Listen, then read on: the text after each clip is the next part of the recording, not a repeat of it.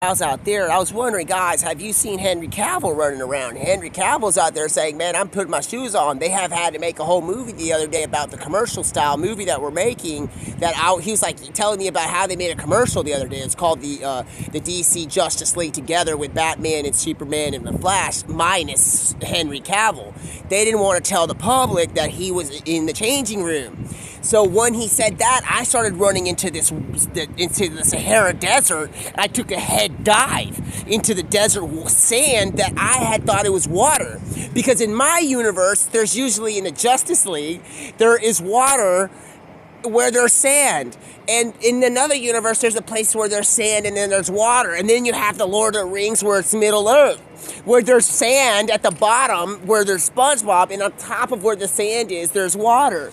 And that's when I start questioning, where is all this stuff coming from? And if you do things the right way and you have a good sprite, you may find some sand and water together, and then you'll go like that. And that's how you can get the science project of what is the meaning of considerable things. So when you do Deadpool 3 with Wolverine for paid promotion, and you're out in the boondocks and you don't know where you are, but you don't know how far this has gotten to, let me tell you about an advertisement scheme I seen the other day. So the other day I was ordering some food, man. You know, one of those long crock pot cooking foods that take hours to make, and it takes 3 days to make. You got to make sure it's cooking, and it's like a cactus mixed with like salads and things like that, and like, you know, like orchids and things like that when you're from Angry. And basically, hey, have you grown up back in Angry? Yeah, I grew up one day there. We played a Steamboat Willie. Do you remember that? When everybody had to play according to what I said it was going to be in my lobby, and y'all were like, nah, I ain't going to do that, but you had to. So somebody said, fuck that, I'm bringing in a substitute teacher. And I said, hey, why are you cussing? He said, well, I need some sand for my apple trees to grow. And I'm like, dog, you have grown up in a wrong spot. You don't need water in your orchid tree. He's like, I need water for my orchids. And I'm like, have you spoken to Deadpool? Have you put on his gray skin when you need to get that the Easter egg? He's like, yeah, I have. But I'm like, how did you get that? He's like, I did it in my universe. Guess what happened? I had to find a donor of organs.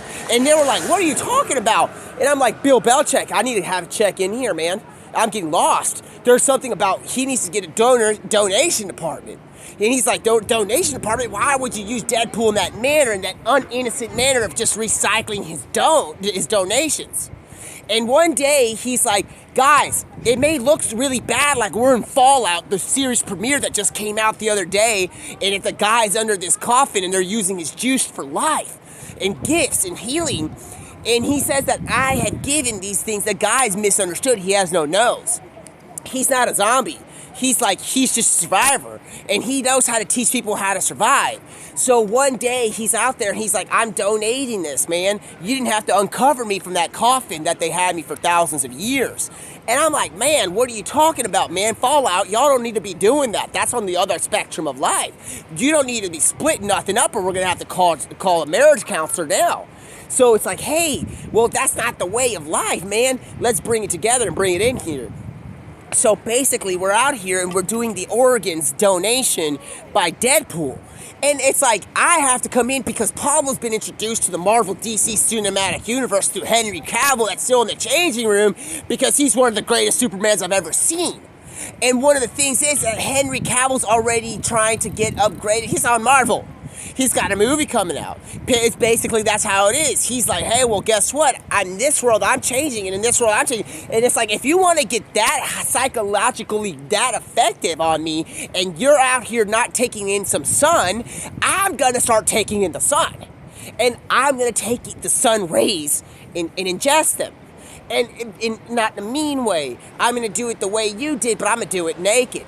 And it's like, how do you know I didn't do it naked? And it's like, well, because based upon the stories in the movies, he's like, have you talked to the director of it? And it's like, Zack Snyder. And Zach Galifianakis comes out and he's like, man, I can't have Henry naked. It's like, these kids aren't going to watch it. And it's like, and it's that, bro. Here, take this, man. He goes on and I throw him something that he's never seen before because he's questioning stuff. He's questioned nudity. So I'm like, bro, give me a moment here. I throw him a bikini because he's too big. He's got stuff growing and he don't even know it. And it's like he's like the prime example of what could be somebody that's perfectly innocent that doesn't know what's going on. So when Zach Galifianakis was saying, hey man, I'm gonna go on and put on a bikini, Pablo was just joking, but I'm gonna put it on anyway because I want to cover my boobs up. And he's like, because somebody's egging me on. And it's like all of a sudden we have like Agamemnon coming through from the dang Transformers at the pyramids. And he's become a miniature small creature that everybody thinks he's invisible. But he's actually smaller than one of these rocks. And that's when he got considered to start saying, hey, Zach, cover yourself. I'm not, like, you're not right. And it's like, what's wrong with you, man? He's like, there's nothing wrong with you. You're going to be good if you cover yourself in the bikini. It's a little mini creature. He's not invisible. It's not the Holy Spirit. So Zach is all confused because he thinks he's doing the right thing when he's doing the wrong thing. So now we're in the car and we're trying to figure out what's going on, man. Where and who is the reason behind all this ruckus. Because somebody's out here trying to claim he's an invisible creature when he's just smaller than what they did when they split the atom in the cock meat sandwich came out the other day. Because that creature is not fully invisible. He's just a microscopical small thing trying to tell people what to do and what's wrong. And he thinks he's made an army when in fact when the Holy Spirit comes in and it's a true and invisible character bigger than the entire universe itself. And all it says is loving things and good recommendations. Is when you start to consider, thank God. But you don't start that to consider. You consider that a long time ago. But you got to realize that if y'all out here and y'all are taking commands from something that is telling you negative stuff and unlawful and unrighteous or whatever, anything breaking those things, I would just say it's not invisible. I would just say it's a minuscule small creature that has a loud headphone streaming, other than a situation where you're in a dream and you're thinking about stuff. So if you have something telling you what to do in your places, guys, and it's like a voice and you're like, I want to eat at the buffet, but he's telling you I gotta listen to this because it's restraining me. It's like I got a restraining order getting on me. And it's like, well, guess what? I'm going to try to eat what you're eating, man, because I want to see what it is. And then all of a sudden, I'm going to start doing detective search. I'm going to find out where this damn fucking minuscule creature is to see where the fuck it's telling these people to do the wrong thing, because that's not the right way to be doing stuff. Y'all supposed to be doing it. So Zach Galifianakis in another dimensional reality comes out and says, man, Pablo, you were right, man. I feel better like how I was. It isn't that common sense, Zach. That's how you were made. Do you want me to bring out Trunks? So all of a sudden I bring out Trunks. He's like, no. But why do you say that? Trunks has come out in Dragon Ball Z, and you're going to say that it's the reality creations department where he is there and he's acting like he's got purple and light hair. You're going to say not to bring it. Because Zach says, because in my reality, Trunks are swimming trunks. And we just learned not to do it. And Zach, I'm like, I'm proud of you. We've gone on in circles about Deadpool 3 with Wolverine. And it's like, Will, what do you mean? I've gone on with it, not you. You focus on yourself. And I'm like, well, do you really want me to focus on myself, Zach? Because this place is beyond utter belief. Look at what we have. We have gone into another dimension of reality. So please, y'all, don't mess with me. Because another regret will happen when there's somebody out there wearing outfits when they're not supposed to be wearing them. And what causes this trouble is something that could be smaller than what you think it is, and he's been priding on his glorious way of getting things going. So when I question stuff and I wonder,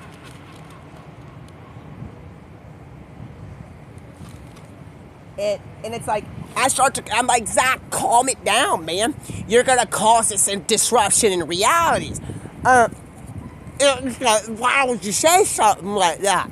It's because I want to eat, man, and do all this stuff.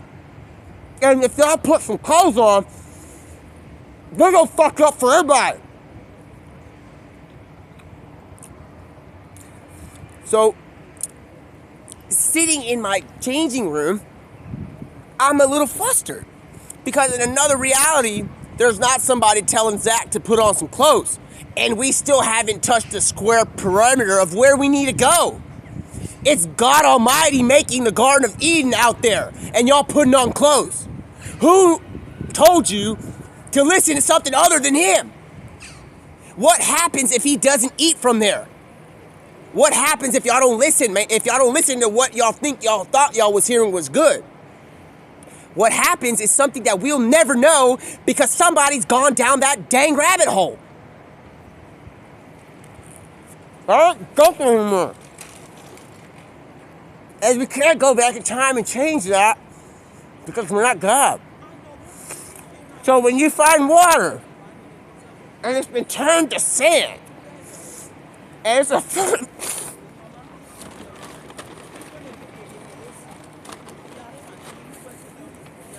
it's a whole time y'all are wondering where is all the water and where's all the life.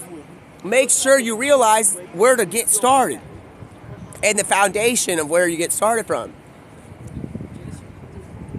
No matter what happens in life, it's not as bad as you really think it could be. Because when you think about it,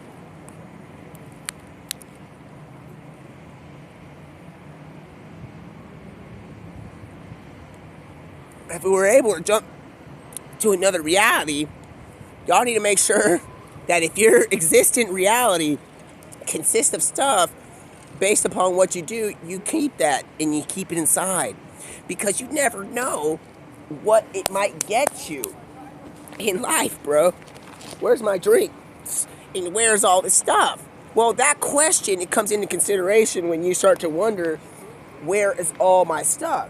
So right now, it may look like I'm out here by Tijuana. But in reality, I might be somewhere that there might be a screw cap changing and stuff like that. And if you think it's like that, well, you got to consider all the stuff that's happening in between. And when we start talking about water and where's all the water, I wouldn't complain too much because sometimes water can come in big flourishing amounts. And the thing is, this may look like it's spelled in a different way, but it's made by Santa Claus himself because guess what? It's red and black and white. The thing is, it's not black, that's brown. So that's why I'm trying to get you to tell you where's my can opener to get this going so I can drink my stuff. So I got the can opener on the other side of the spectrum, and it's got colors. And so Zach, out of all people, is out here giving lessons about societal choices. And Zach tells me this, and it's like, hey, how about you bring in Ken and you tell him something that I don't know? You talking to me about this, you go tell him. And it's like, what has this become? This is not the way it's supposed to be. But guess what? I'm not about to take orders from you, man. I know I've been questioning this since I was sitting and laying down the other day. Not saying that my faith. I'm starting to go back from the end of all beginning and end. I started questioning, what in the fuck is happening here? Who is listening to something that is other than everything else?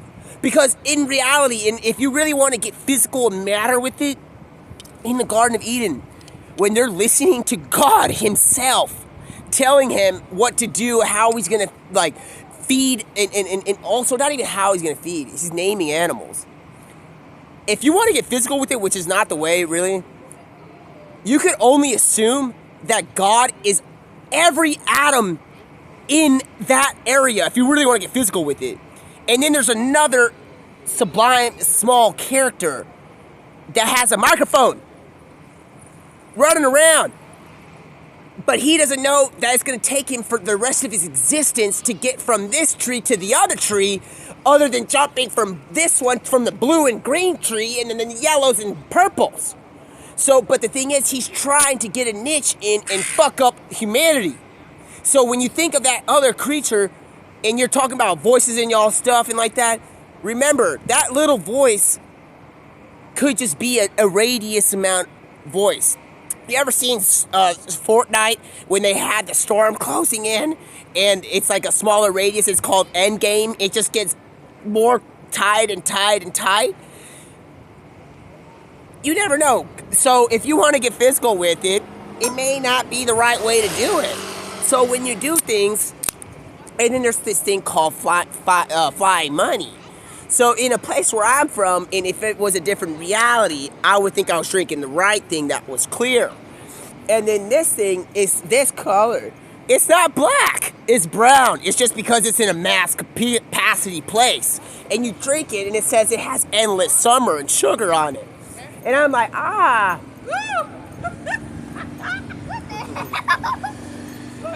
Ah.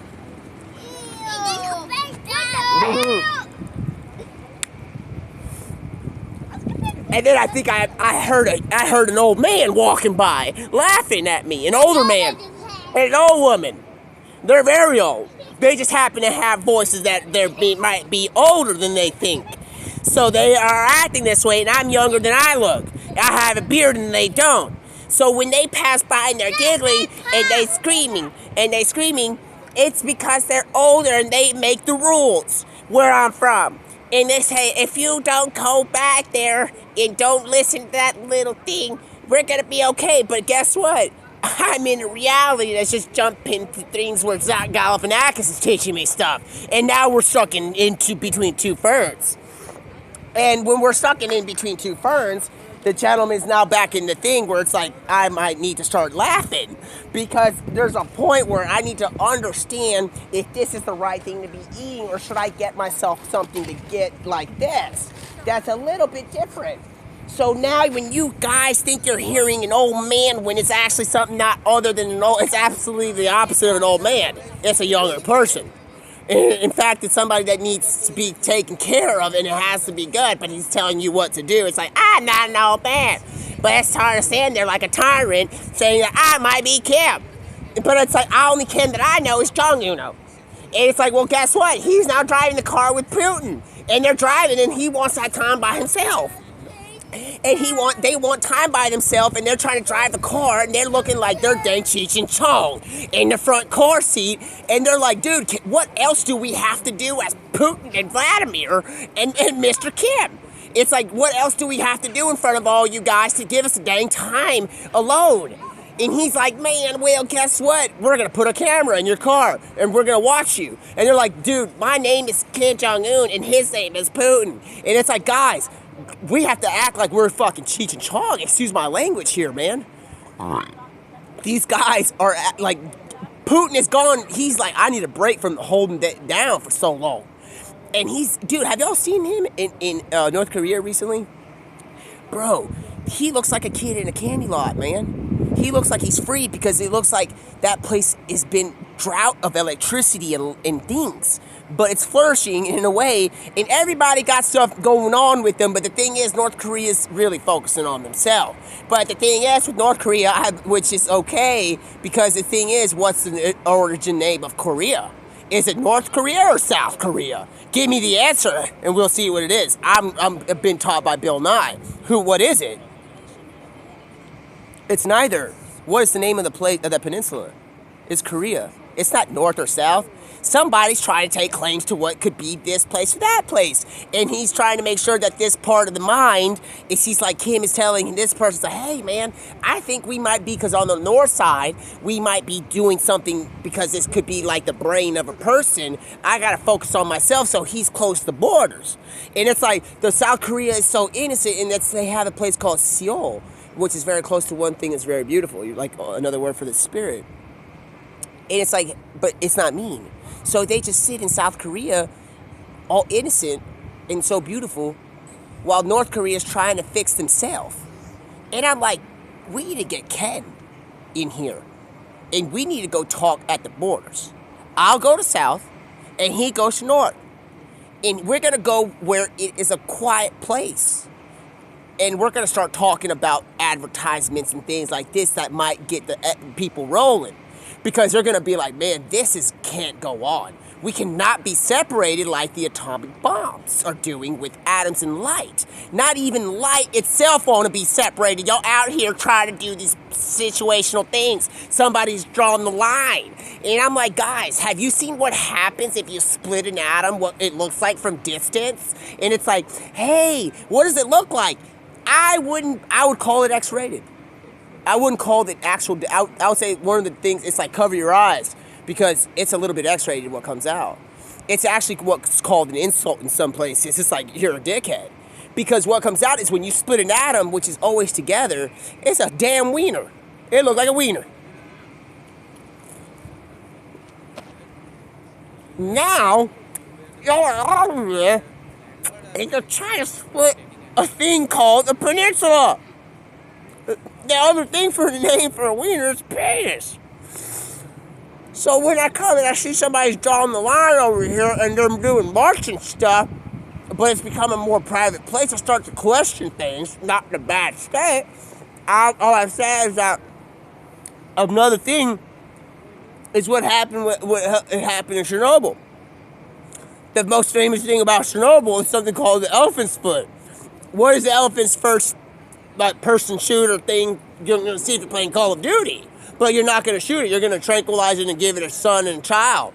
And it's like, what are you talking about, Zach? He's like, I'm just trying to throw you off, but it actually goes together. And I'm like, dude, you're getting too far. But it does look like a huge wiener.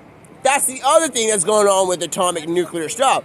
So in this dimension, where there's this thing called Deadpool 3 with Deadpool coming out, and it's like, hey, that's a whole crossover event that should go on TV. Brought to you by not Deadpool 3 with Wolverine, but called Deadpool. That's what it is. So in the end, you get things going and you fix it. Just because something says, no, just because it's been painted to look like this is over. But right before that painting point, it's going to limit the most unlimited creature that ever exists, Jesus Christ. And it says, period. But right before he says it says he's the Alpha and the Omega, the first and the last, the beginning and the end. What does that mean? A period is going to stop him? Please, bro. What does that mean? A period ain't going to stop him. It doesn't matter if he's on a period. It ain't going to stop him. So that's why I want y'all to understand, just because it says it's a period, you might as well go put that period and throw it in a black hole and go with it. Because you're trying to limit what just said, it's the beginning and the end. It's almost like he's saying, I'm just getting started. It's not done. So when y'all start wondering, rapture, what is this? Where the fuck am I? Don't do that. You're going to get lost, because that means there's a possibility that there's somebody out there, like live. Like somebody out there that can give you a long-term training session. Like, you know what everybody was wondering? Like, Doug, did I see Mike Tyson today on July 24th performing? Because he's performing in another reality because y'all happen to do the right thing. And I happen to be in the reality where he's not boxing Logan Paul today. I start to wonder, what's happened here? But then y'all start wondering, posting stuff on the internet that's still not going to limit somebody else. And Mike Tyson staring at himself on a green screen. He's not even in that tropical area where there's tropical thunder filmed. Where that he's in a car and he's stuck in a car accident in the jungle with a lake behind him with non-binding areas of wood. And it's a car where he's had a car accident. And he's like, oh, that's me in an accident. And I'm like, how fast were you driving, Mike? Because if y'all go do this and y'all talking about the word clones and all this and like zombies and all this, it's like, dog, every time y'all say something, even though it's kind of inconsiderate about life, y'all are creative. You get what I'm saying? Y'all are creative. Because, like, talking about zombies, it's clothes, it's like, goodness gracious, who even taught you these words? But the thing is, there's a creature out there that's not omnipresent and all this. It's like, he's like, there's another thing. Here's a mistake. Because he's out here trying to make people put on clothes when we're not supposed to be wearing clothes. So I'm stuck in a changing room in this reality, and there's birds flying high, and I love them. And they want to eat, and I'm out here eating all this food that they've been limited to, because in another reality, they can eat whatever they want, and they don't got to worry about getting poisoned. And it's like, what in the freak is all this? It's all glorious at the same time, because it's just such thing as an excuses and reasonings. But at the same time, it's just like, goodness gracious, where have we gone? And is my drink getting colder, or is it better when it's hot? But the thing is, you don't want to be like the drink that's melting in my hands. You want to be on the bright side when that period is about to be written. You want to be on the bright side. Doesn't mean necessarily colder. It means, on the right side. And not necessarily in the sense of our time-space continuum. The hotter you get, the harder that they fall, if you realize what I'm saying. Because when you bring steel, like a spaceship and a rocket, and you bring it close to the sun, what happens, guys? It's harder that it falls. Don't you get it? That steel is harder than my skin, and it's starting to deteriorate. So that means you want to be a little bit farther from them in like in the area, but you don't want to be too much in the Goldilocks zone. Not talking planetary. I'm talking about zone-wise in your heart and your soul. You want to make sure that you're not in that area. You want to be bright because it's not so bad when things are looking good, and you're not going to be able to look at all if you're on the bad side. In a way, it's not going to be looking good. So you will not be able to even say the saying, it's not so bad when things are looking good. Because you're going to be blind as a bat, dude. But the problem with saying that saying is that if you turn a bat side upside down when everybody thinks they're sleeping, they're tricky. I love them. You know what's funny about a bat? I'm going to tell you a story. One time I saw Ben Affleck wearing the Batman suit at a dance party. And he comes up to me, he's like, man, you don't know nothing, man. He's like, I just watched Game of Thrones. I do know the ending. And it's like, well, you don't know shit still. And he's like, Ben Affleck starts telling me, hey, man, have you gone to that one place a long time ago? And he's like, yeah, dude. And it's like, hey, man, they get a bad rap. You know when they start painting me on, like Zack Snyder was trying to make me see like I was falling as a kid and fell into a sewer, like I had no sort of protection, but angels exist and guardians and stuff like that. It's like he had it all wrong. I went in there and I stumbled and I scraped my knee. And he's like, what happened? And it's like, I didn't fall on this. When I was tying my shoe, I looked up and I saw these bats. I went like this. And I was looking it upside down. There was a bat hanging, but it wasn't hanging. He's like, what's wrong with you? What's up, hangman? He's like, I'm just dancing. And if you really go look at a bat while it's acting like it's sitting there sleeping, they look like they're having a rave. It's the opposite, bro. They're flying creatures. Look, go look at a bat right now on YouTube, bro. When they're sleeping in a group. Bro, it looks like they're thumping to a rave. They're like, I'm not even playing, bro.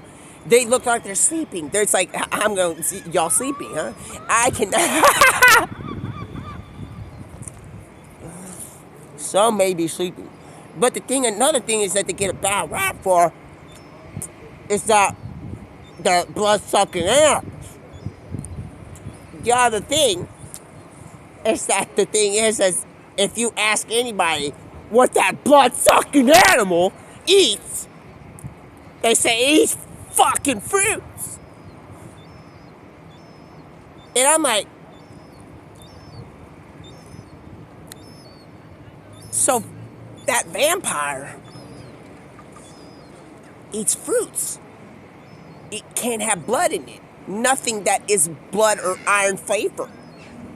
So what's wrong here? And Batman starts telling him what's wrong here. It's that just because his skin is black, he's not necessarily black. Because the skin that he puts on is now white. Because he's gone on and changed this whole thing because everybody thinks they know better than Batman. So Zack starts putting on clothes the other way in another place. He's starting to be a model. He's starting to be the choreographer model for some place that thinks that they know stuff. He finds out where Zach Galifianakis goes and finds out where that miniature creature is most of the time. But not that he's going to be with it forever. He says, I'm going to pumpkin. And it's like, I'm going to pumpkin. He fucking brings out one of them RPG launchers from Fortnite that's like, and he starts shooting it at it, and it's not an exploding device. There's pumpkins everywhere. This guy thinks it's an attack, and I'm not playing with that guy.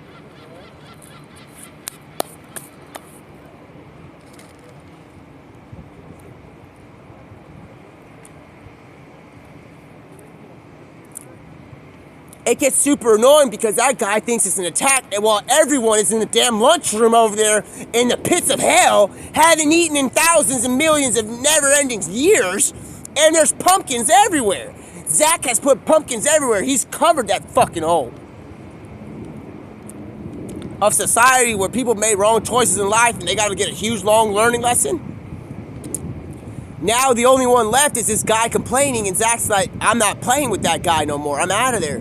Everybody's all pumping out positivity out of there because they're eating. They're all like, I haven't had pumpkin. There's a lady using the damn fire for a pumpkin pie. I don't even know how she got through the mystical realm of realizing her own life, of the recipe of fucking pumpkin pie. And all of a sudden, there's just like this amount of negative energy is all being consumed. The negative energy's gone. It's only positive energy. So based upon Deadpool 3 with Marvel and Wolverine, that's how it goes. Guys, hey, staff and everybody out there, hold on. At another time. So whenever you see somebody passing by that's gone on camera live, and he made the choice to go on live TV. Okay. Yeah, it's the wrong choice, guys. Come on, man. So we have drinking. Good? Are you good? I'm good. I'm What are always you doing? good. Live streaming. Hey! I would keep your mouth quiet, man. You're streaming. I'm not trying to be mean. This is paid advertisement for Deadpool 3 and Wolverine, brought to you by Marvel Studios. So be careful. Don't be too loud. You're gonna be on stream and you're not gonna get famous. I don't want to be famous. Okay. Well, Yeah. you're not gonna be famous. I'm gonna edit it. Okay. So be careful. We can't just come in here and it's like coming into my stream. It's like, Okay. we're filming a movie in Hollywood, and I'm gonna get on my bike and gives me the authority to become Brad Pitt. You're looking like Brad Pitt. Sorry, but we are just checking if you're okay. I'm beyond that. I'm better. Good to hear. It's better. So, like, if y'all want to get in here, I can teach you a lesson about how to become better, a better people. You bring it in. We have to work. We So. have to go. Okay, I'm just like I'm not. But just if you bring it in, I can tell you how to like become better. I know streaming. Have a good day. Okay. Have a nice day. Bye. I know rivers. You stream in the river. You have permission to cruise. And it's like, damn, what I've become is this thing that I'm not. The thing is, that stuff kind of causes breath. Speaking about vampires and bats, when you eat garlic bread, it's got, in Spanish, called ajo. In other terms, ajo sounds to other people asshole. And what's funny is about how life goes around in circles, because you have the team of the United States and we're doing good. But guess what the evil side is? It's called, in another term, back in the 40s where Ken was from before he got the diagnostics, he was starting to be called assholes. Asses. And I'm like, Ken, did you just say assholes? It's like, yeah, they call my country assholes. And it's like, no, man, it's asses. And it's like, it's asshole. And it's like, is it fucking Spanish for fucking garlic or something, man? And it's like, no, man, they're calling my country this when we're not even like that. They're doing diagnostics, never-ending story. There's a show on Earth that I don't even want to watch. He's like, I have been uncontacted by humanity for so long. And it's like, hey, there's this garlic and asshole. That's what it's at, but it's not. But the thing is, in vampire stories, in the vampire books, garlic is the worst enemy of vampire. Vampires are still out there looking for fruits and stuff. But the thing is, if I was a vampire, I wouldn't be able to do this. And like this. And then do this. Because if you're a vampire, you can't do that. Somehow, did you just see Ken? He's out here. He's in the dressing room. I'm in my dressing room still, man. You see? Wait, you think because that's... Bro, it's a dressing room still. Dang, man. It's a dressing room with no Caesar's Palace.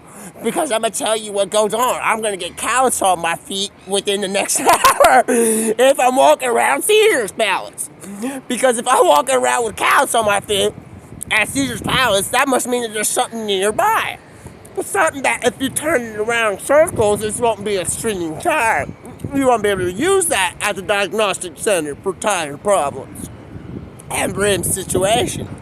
Because if you put a pyramid in a circle, and it's gonna be like dunk, dunk, dunk, dunk, like claws. You might as well give me some wooden claws to run around Caesar's Palace. So when you call me and say you just want an award to go to Las Vegas or Miami, I'm gonna go ahead and say neither. But I'm gonna choose Miami because I'm not going near a dang pyramid. Because they're out here trying to even cover up all the damn oxygen. Their only holes in the pyramid are for oxygen. There is no reasoning behind this. So why would you do that? You're not bringing that stuff with you. Guess what they're doing in the end? They're naked. So why would they have done that to the people that eventually are like the ones that are doing this? And I'm like, why do you question this? Because when you question it, you might go down something you may not want to get too much. And it's like the Hebrew people are awesome. Because wow, I would never put them as slaves. The only thing is, they are great at teaching lessons. And when you get things going, there's a seagull. I can't even, hey, you got lipstick on. Why? Yeah, it is. You can have some of this, but I don't know if you're necessarily used to eating it in this society. So I'm not going to be a temptation like they did back in the day and give you something that you may not be able to eat. Even though you might be, because you know how dogs, look at our universe. Remember dogs, we can't even give them chocolate. That's the most fucked thing I've ever almost heard. I almost ever heard that. Dogs can't have chocolate, they're going to give them pain. And one day I woke up the other day and I was going to go get a Dunkin'. And I'm telling you, Mr. Siegel, we're looking good. But you got lipstick on. In another situation, you may be called something else. But you may be looking good anyway. So one thing is for certain is that if I don't know who you're talking to, mister. I don't know, and I don't know who it is that's laughing. Because I'm wondering if it's in a group montage of like what's happened here. Because if somebody said goats. And it says, can you goats? And I was like, no, I can't goats anywhere. Because who is known as the goats? It's something that is not in letter by letter, man. I'm going to tell you, like, is not by letters. In a way. In another way, in a speculatory way, it's not, but I'm not going to go here. So basically, that one place is covered, and it's been covered by something, and we have no idea, but we need to freaking help. Or whatever, we need to provide for Mr. Zach Galifianakis because he's not all the way there, he's not stuck. But so when Mr. Zach Galifianakis tries to act like he's acting like somebody else and he's not, and I'm trying to say, how did you get here when you need to be going to the court proceedings? And I'm questioning how are these things happening? Because if not, the logistical department's going to question this and all this ruckus. And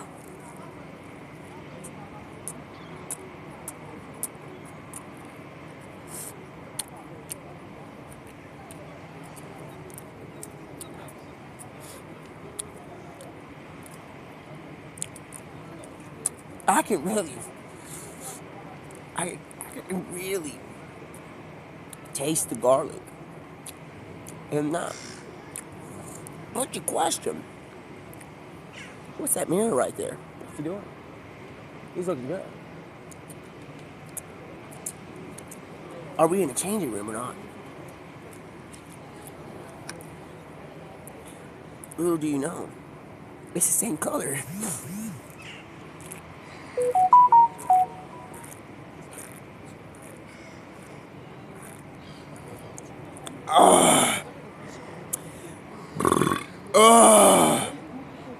That tastes so good. This has, you know what that means? Oreo Z, sugar. That means there's a lot of possibilities to come on in the room. So when you're necessarily stuck in one place, it doesn't necessarily mean something else. So it's like we go up to a dog and we ask him, hey man, can we have a chocolate frappuccino macchiato with extra snooker? And it's like, Snookers?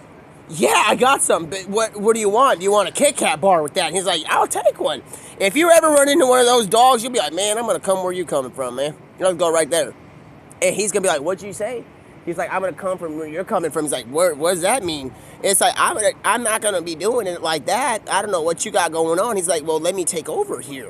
And it's like, hey, well, guess what? How are you eating my white chocolate macchiato with frappuccino with icing on it, with syrup and chocolate? And he's like, what are you talking about? It's like, I'm not going to be the provider breaker of bad news to you and break your balls, Mr. Breaking Bad, dog.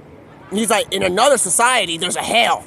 And it's like, what do you mean? And it's like, that place, you can't eat chocolate. He's like, ah! And it's like, and he starts running, and I'm like, don't run too far. And he starts stumbling and rolling and stuff, and he's like, I want chocolate more. And I start, I got syrup. He's like, I got chocolate syrup.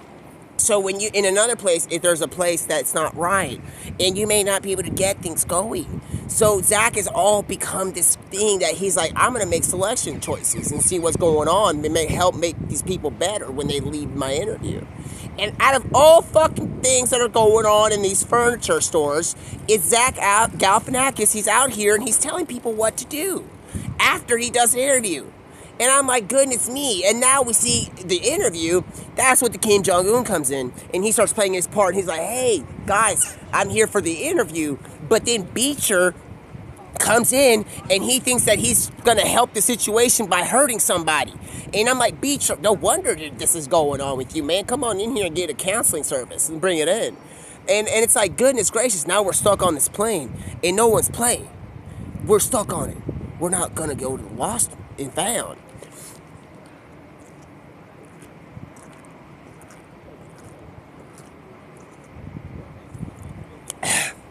Because if you think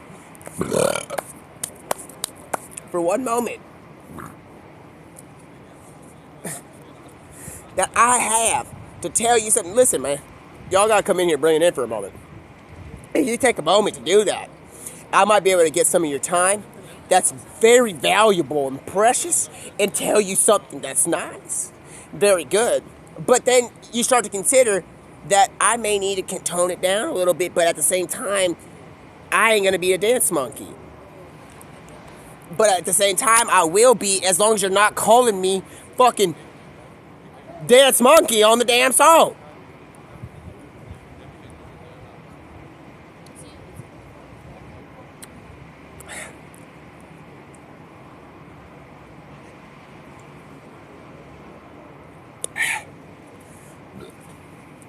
This Dr. Lime Pepper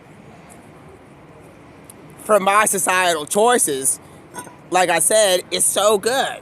Like, how could you even tell what I'm drinking if it's just the same thing?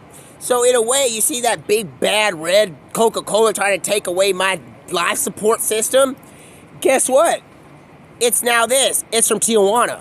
It's a hard tardito. It's a Doritos mixed in liquid.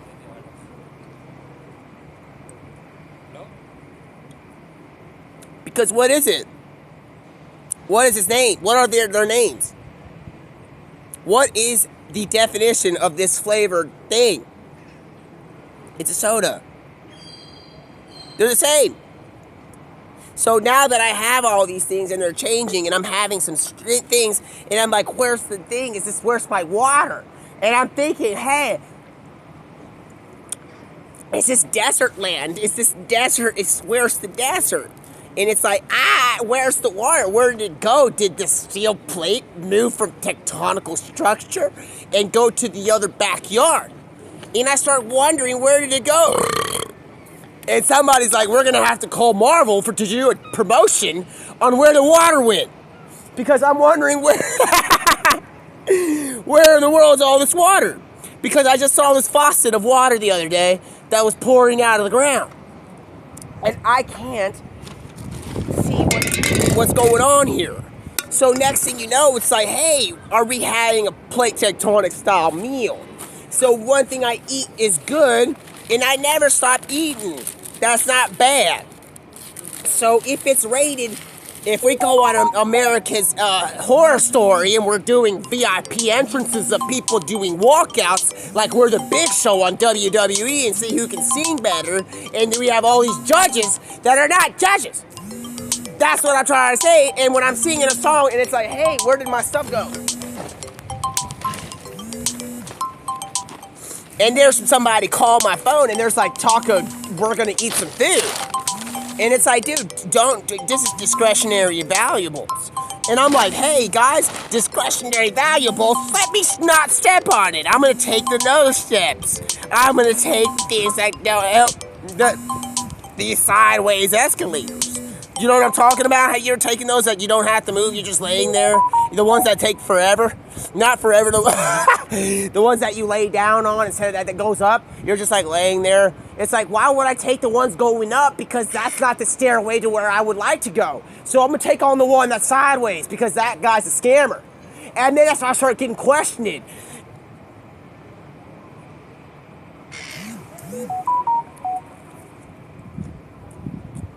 What did I just eat? do I scam you and throw you garlic bread, and you are right. That bird know more than I do. He out here making choices. If I eat this, it's meant for me. Because right now I have garlic tasting bread. And I can't really provide this to you. I'm temptating. It's not really too much temptating. I'm not here to give you temptation. But I'm going to tell you something. You got me so quick because you're making me look a little slow. And then guess what? Bill Belichick comes in and he's like, guys, slow it down. I'm about to make a dynasty. And I'm like, dynasty? That sounds scary as fuck, Bill. He's like, yeah, I'm making a dynasty. We scored 3 teams. And it's like, why are you saying that? He's like, Robert told me to do that. And I'm like, goodness gracious. We have C.J. Stroud on the Texans, man. And guess what? We have this whole team. We got Terrell Owens running from half field, pride-induced futures, about to catch the ball in Tank Dell that just got shot on the freeway while driving and parked and waiting to get to work. And he's like, I just survived. I don't know how. And I'm about to be the greatest wide receiver of all time with who we just drafted from Minnesota Vikings. And it's now like, let's get this going, and we're doing all right. So guess what? I start questioning things. We're going to make a dynasty. I'm like, bro, we're going to make a flourishty. Have you had a flourishty before? He's like, yeah, man, I had one back in the day. I'm like, bro, can you tell me how? He's like, you got enough time. And I'm like, bro, do you have enough time to tell me what's really going on here? We got all this stuff going on. We're going to make a team. It's like, well, not go on that team that's out there trying to make voices and use a harmonica. Because that's not the thing. Because there's a person out there that has a beautiful name that's not trying to play games. And they're out here to try to do stuff, and it's like my heart beats beating away, and I'm like, beating a fucking way? Are you going on, are you on life support somewhere? Let me find out where it is. Let me take a good nap. And so I take a nap when it's really, really quiet. And like when it gets super quiet, I'm like, goodness, I woke up one day, I was wondering about plate tectonics. And I was wondering who's got the alarm. Because I'm starting to wonder where where could we be, but I'm not going to tell you. Because we're inside my changing room. Y'all should know that by now.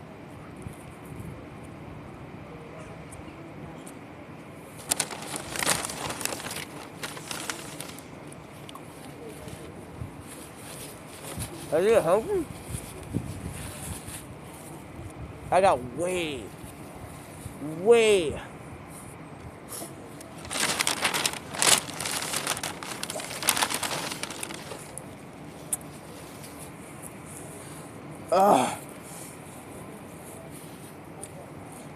I got way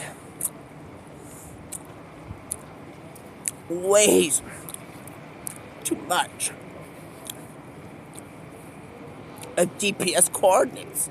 So when I start getting considered about where you're gonna go, I was like, are you gonna have Frosted Flakes with that? Because at one point you're gonna need to get that going, man. Because I take shot and I get it. Even though when the rim is falling down, Shaquille's just snuck it, and he's rattled the store, and he's raking it all in. He's like, I've won the glorious Shaq attack of all time. And I'm like, give me a moment, dude. Have you played with Penny Hardaway? He's like, wait, what? Got him.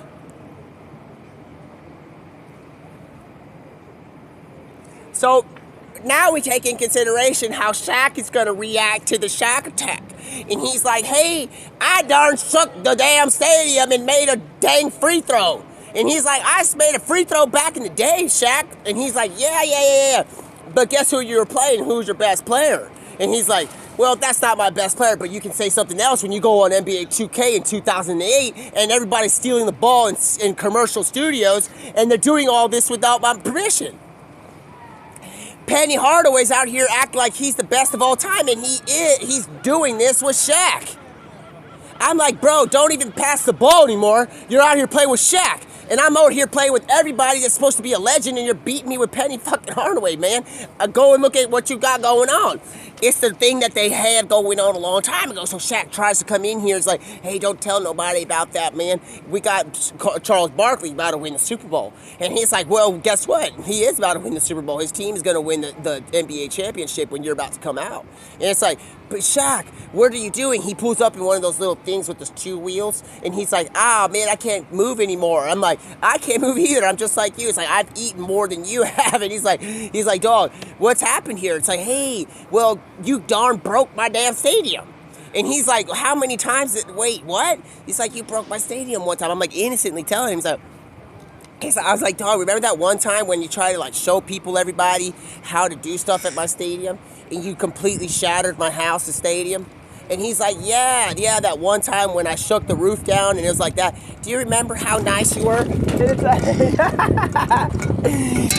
do you remember how nice it was? And it's like, yeah, I remember. And it's like, where did my bag go? And I'm like, hey, where did you go? You just matrixed. And it's like, dog, look at all this stuff. It's going everywhere. And like, bag, I'm not in control of that. So when I bring it in, it starts coming this way, and we're playing games, and we're having all this fun. It's like, hey, where did my stadium go? And hey, what you doing? Don't eat no rock, man. What you do? Man, please, man. Here's a cheese stick, man. Don't do that, man. Don't eat no rocks, man. Who darn taught you that, man? There's a big do not eat. That's called a do not eat rock. Dude, you just swallowed a whole cheese stick. Listen to me, man. Why you don't eat no rock, man? In my world, that look like rock, man. That it could look like that. What you doing? Man, she trying to eat what you're trying to eat. Don't eat a rock in front of me, man. I don't know any better. I don't know if this is flavorful, like fruit berries or what. And you got it looking, you got plum. So when I start saying stuff, hey, can I eat plum jelly? And then there's something like a ponytail going on, and somebody's out here throwing stuff, and you're out here eating. I'm going to go ahead and eat what needs to be eaten on another spot of department stores. Because I'm not going to eat what you're not supposed to be eating. So when the bag gets full and I need to eat, this is my bag is made across the European sandals. It's live. You want me to tell you why not to eat sand? I'm going to show you, bro.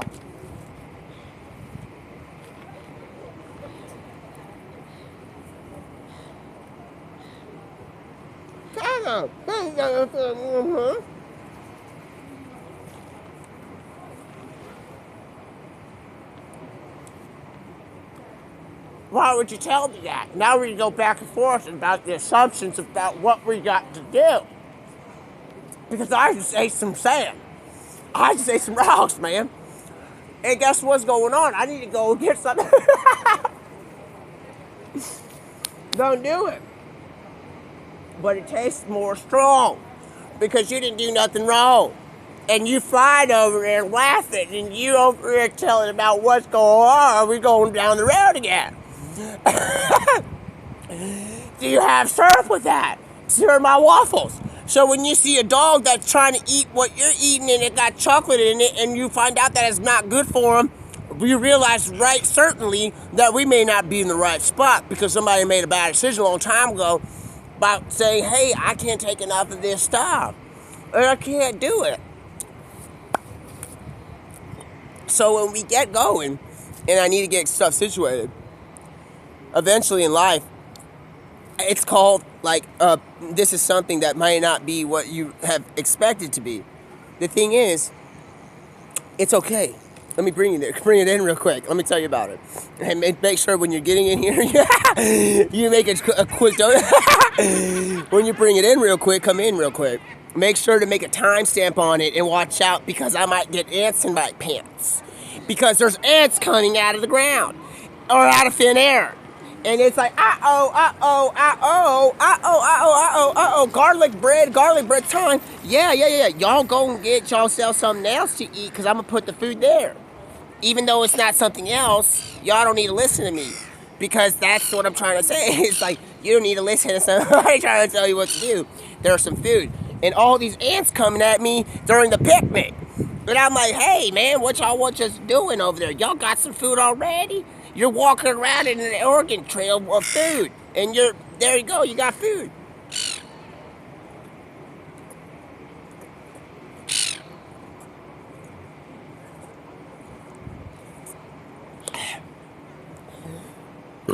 Oh, gosh. Straight from a place known in another society of things where there's been very tremendous amounts of people that know how to play a game. but not necessarily all the way from there. So one time you get considerate about what's going on. It's like now we're playing playground mode. We're back in the day. My mouth and breath taste this way, and I need to go and get some bubble gum and mints and brush my teeth before I go and talk to a woman. So I say, hey, brother, go bring that stuff that's not on the island, that's been secluded by people and humanity, and not do what you're saying. Let me get that door for you, and I subtract the G and retract my message and not say how I said it, because there's something else that has because there's one thing else that I got going on, and I may not know what it is. And it's like get retracted and maybe put something like there and mix it because that belongs to somebody else. I'm just trying to make sure I'm good. So when you get to Cabo and you tell somebody, hey, I want to have myself a seagull. And it's like, yeah, you want to have yourself a seagull? And you start talking to the pregnancy department, and she's like, I've been trying to have a baby for so long, and this man's trying to have a seagull. And it's like, how far apart are you from what you were supposed to be? And it's like, well, guess what? I'm right on time. Let me get my piano. And I start playing the organ trio song on my organs. And it's like, dude, Deadpool comes in, he's like, man, that's my job. I give out my organs. I'm like, dude, you're doing your job for the wrong choice, Deadpool. You don't need to be giving out organs. Just because you can regrow your organs doesn't mean you need to be working there at that department. Have you ever seen the kneading department with Granny Apple? And he's like, no, I've seen the one where there's the kneading department in a Granny. Not this thing that you've discussed about, because that's the thing that people get misconfigured about what's happened in the past, about what's happened in life. So I try to stay as far as I can from the apples. And it's like, you just said a word, I just got you. It's like, well, come on in here, bring it in real quick. It's like, you didn't get no bodies. It's Hurricane Ike again. Do we need to go back to where it is? Do we need to go back to where we're watching and learning stuff in high school? And it's like, yeah, well, guess what? Like, come on in and let me tell you about it. Bring it in. And any further choices that you make, it's like, be careful when it's falling down, because the gravity, where science is yet with Newton's law, is trying to see how this works still when it's like year 5,000. And they have got it configured about where they think that it's, they think that the fruit is still, and they still don't got it, because the apple is not the fruit from the tree that Adam ate from, man. I don't think it was an apple. But the thing is, we have to configure ourselves in society because everybody else thinks it's an apple. So it's kind of confusing, because there's the saying that says the apple don't fall far from the tree. And it's like, you've configured that to be with my societal choice of life and time in when I was existing. You might as well say something else, because you're out here telling me that I'm not going to go ahead and get that. Because when you start going on ahead to grab something called this thing called a lapel, and it's called a peak one, and I'm wearing this thing that's not one, it's called the regular curtain call, the regular suit, not a peak lapel. Even though I like the style that may have been on the shoes that been going on with it.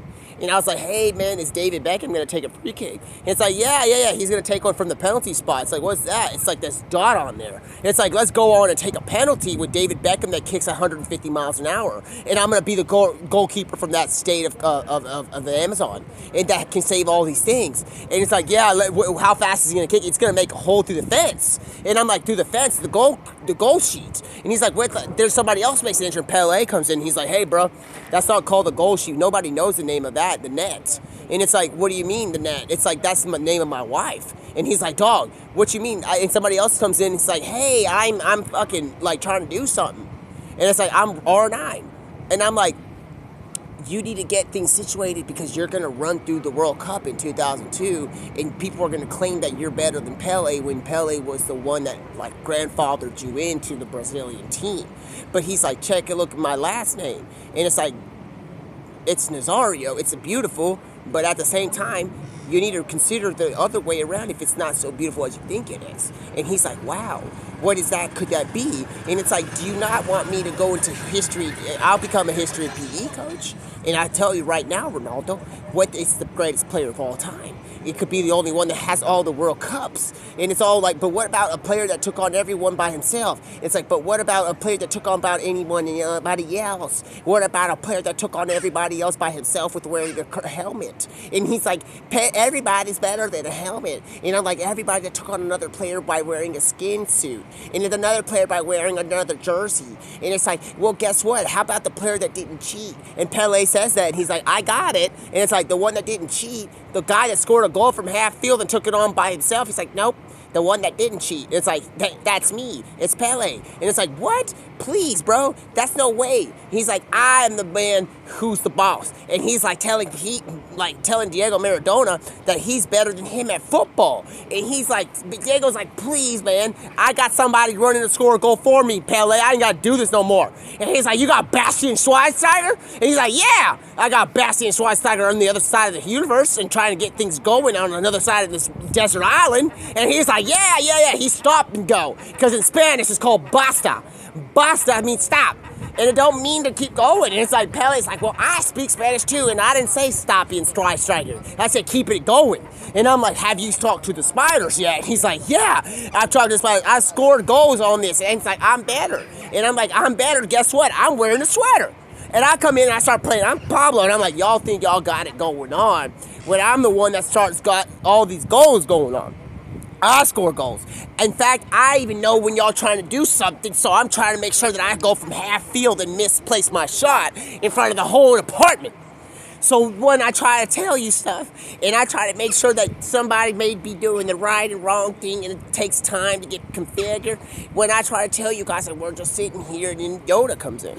And then now all we got this thing going, Yoda, guess what? We all thought he was raving and rolling because he was raving. Guess what he was doing? He's like, I want to go play a football game. He's like, that's the reason why I'm running around like this. Why do you think I'm chopping the motherfucking grass? He's like, I'm mowing the yard. I'm playing football. He's like, I ain't here dancing. This isn't a dance contest. And Ben Affleck comes in from He comes in from Batman Beyond, and he's like, hey. He's like, hey, guys. It's like, I'm Bruce Wayne, and I need to tell y'all something, man. We have something that is considered something here that we may not have going on, but at the same time, people think we are because we're tricking them. And it's like, well, dude, did you bring the treats? And he's like, I did bring the treats. I brought you the summary of all sums of the sense of DC Marvel Comics and things like that. And it's like, hold it right there, buddy. Light up a cigarette. And it's like, that's the opposite of that's what I'm trying to tell you. Don't do it. Don't tell everybody about Zack Snyder, the DC Universe, coming to Marvel in a possible scenario where we're going to go watch Deadpool 3 with Marvel and with Wolverine as head staff. So when I start considering stuff, and he's like, well, I got it under my feet, I'm going to tell everybody. And he's like, well, guess what? Are you Batman or are you dancing? He's like, I'm dancing. And he's like, well, why did you reconsider? It's because we got a bad rap. And I was like, gosh, man, what else is going to go on over there? We need to maybe shush it up a little. And it's like, consider this done. Boom, keep my heartbeat beating away. There you go, I gotta go. He goes on to hop of a helicopter and just grabs on the wire. He flies away. That's Alfred.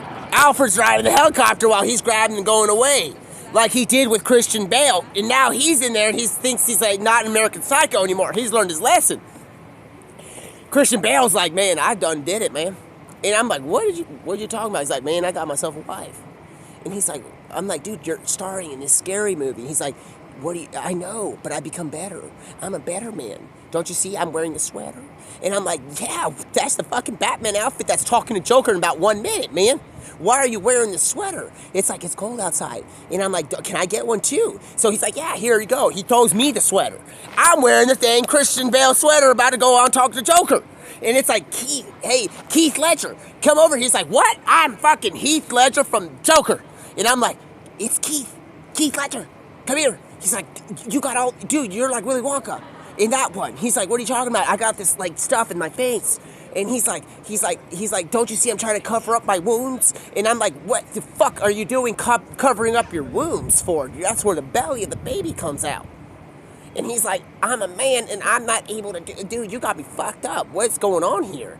And I'm like, why are you cussing? There could be people outside. He's like, there is. There are people right there. He's like, did you realize how many people were on those boats when you're trying to convince Batman for one time that you're doing the right thing when Batman's usually trying to do the right thing?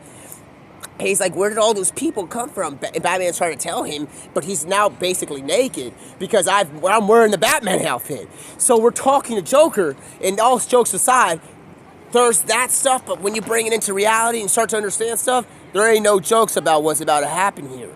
Because what I'm about to tell him is something very serious. you got all these people on that boat, and you're having to make decisions. But did you really get those people on those boats in Dark Knight? He's like, and I'm like, do you understand what I'm trying to say? Who's the joke? Where's the joke on you now? Because they could be just like we're in the Notebook, and it could be like what we're trying to do. They're on a boat in the Notebook. So when somebody says that, hey man, they didn't go nowhere and things like this, and it's like, hey, you better bring out the Notebook, the movie, because he forgot who he is. Heath Ledger has forgot who he is, and he's got people on the boats. There's stuff all in the place. He's got people on boats, and I'm like, dog, Heath. He's like, why are you calling me Keith? He's like, I'm not gonna call you something that you're not. He's like, well, guess what? You're Keith Ledger. He's like, I'm in a fucking movie, dude. It's Heath Ledger. And I'm not, you just gave everybody my identity. It's like, dude, I went and checked your background and stuff like that, try to see who got all those people on the boat. It don't seem like you got like the bloodline of creation. Who's got the people on these boats? He's like, you got me. The joke's on me. Checkmate. And I'm like, you're right. And all of a sudden, Joker starts fucking throwing stuff around, keys and stuff. It's like, I'm done. I'm going to work as a janitor, but beautiful minds. And it's like, that's Matt Damon's department. That's what you're trying to do to me. You're trying to tell me that Keith Ledger's taking my job when Matt Damon's over there starting and becoming a janitor with a beautiful mind. And it's like Russell Crowe's making an entrance. And I'm like, dude, yo. The question here is this. Who got all these people on the boat to make a decision about life choices? Who did he come from? Joker. They were creative. And he's like, that's probably why I'm incoherently throwing keys around. And I'm like, nigga, that's your motherfucking keys, man. Did you drop that for you? Let me get it for you. Bring it in. And he's like, did you just say the magic word? And it's like, the magic word, you better retract that statement back. And we're sitting here, there's people out here thinking they got dynamite, like it's that saying, it's all like this. And I'm like, bro, y'all need to forget what I just said. He just said he called that word a magic word. And I'm like, let me call somebody else and tell you that's not magic. Because I don't do magic around here. So it's not the magic word. Alright? It's a beautiful word. Because anybody could be that. Because we got the same color bones, man. There ain't no racism, man. They talking about race. Dog, racism is crazy, man. When you really think about it, they got stadiums. Dude, are the stadiums joking me when they're saying no, say no to racism? Or something like that? Because I'm like wondering, what's racism when all our, like, even our muscles are the same? And it's like, say no to, like, having the same, like, life choices, like same style of life.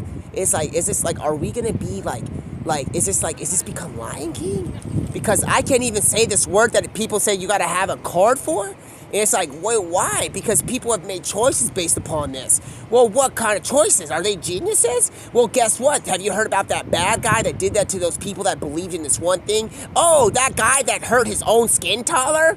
And I'm like, yeah, that guy. It's like, that guy, fuck that guy. He don't even know what is white and white. But at the same time, I take it back because all hairs are accounted for.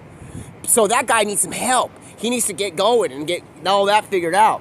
But we're not here to be told on based upon that. The thing is, he doesn't know what's going on and all that stuff. It got me questioning stuff. And that's not even racism at a point. Because he's the same color as what he did in the 40s. Now Ken comes in and he's like, that's what I've been trying to say, diagnostic. This is dumb as fuck. Somebody's darn trying to take over the world, trying to blame it on racism when he's doing it on the same race. He's talking about Aryan brotherhoods and all this stuff. And I'm like, what in the fuck is he talking about when they're the same fucking... What in the fuck is this? Where's the misconception here?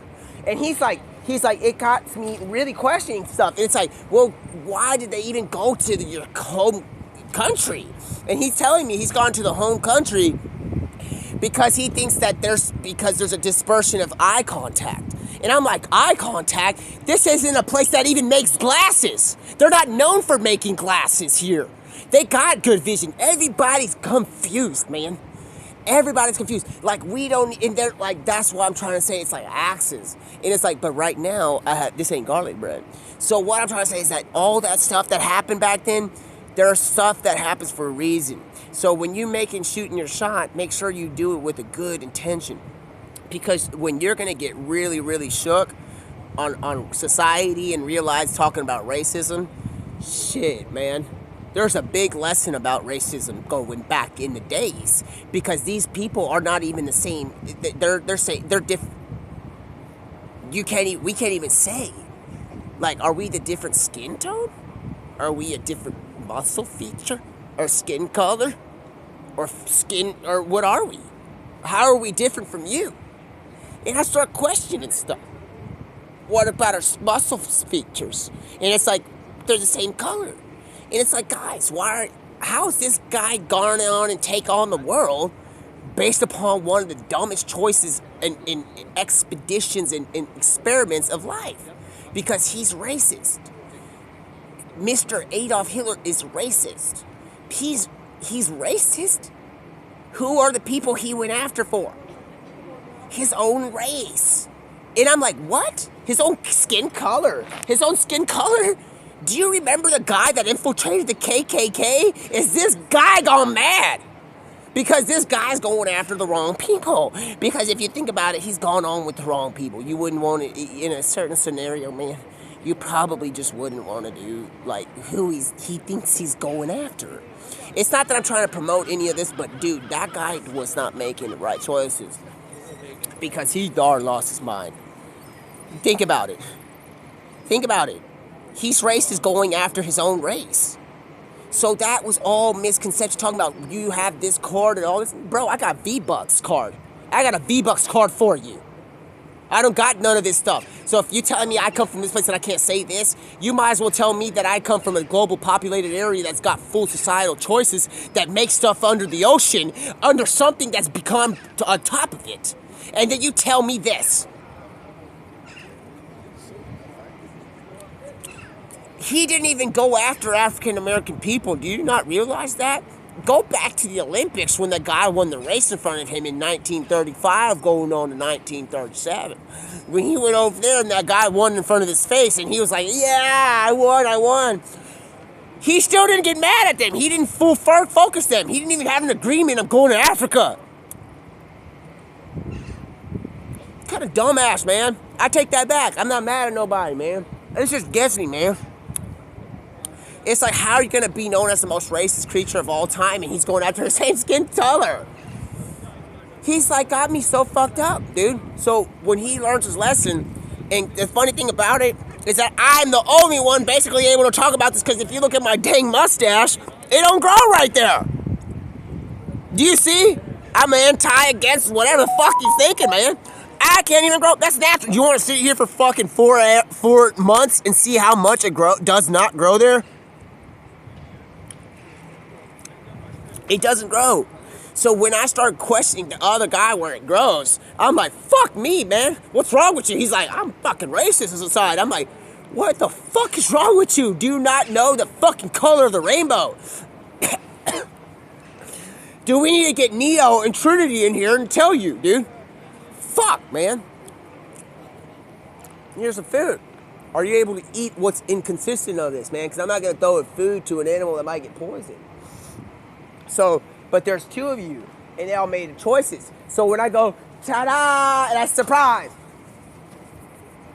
And instead of it being fire, like lighted up like dynamite, talking about dynasties, I'm like, Mr. Bill, we are not doing dynasty. We're gonna win championships for a whole 10 years because our team is still from the college universities because a genius came in and became head coach. It's DeMarco Ryans, and it's like Ryan Gosling. Ryan Gosling's dressed up trying to be something he's not, but he's a coach. But so he's like lost his mind, like it's the Notebook. But it's like, hey, D'Amico, come on over here, man. You gone on ahead and cheated. He's like, yeah, if you think that's cheating, I just grabbed the whole university team from Ohio State, and we're going to be playing against these old men and playing NFL that aren't scoring touchdowns. And it's like, are you a genius or what? Come on over here, bring it in. Good idea. Bill Belichick's trying to take all my stuff. That was my idea. These guys are out here playing like the NFL like it's the dang fucking retirement league.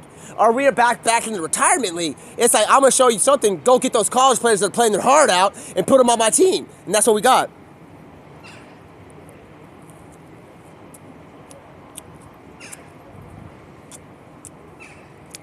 Anyway, moving on from all that stuff that's got a little bit trippy about like this day and all that, I'm in my dressing room still changing. things get a little bit trippy. The thing is, I'm eating y'all's food on accident, man. I'm supposed to be eating the other one in another perspective when we start to think about what's necessary in life. Do you need this or do we need to get grubby? And all I said is, hey, don't eat the sand. I didn't throw that at you. Did you see that throw that I accidentally did? Did you see that? And there he steps in. He's like, did you hit my little brother?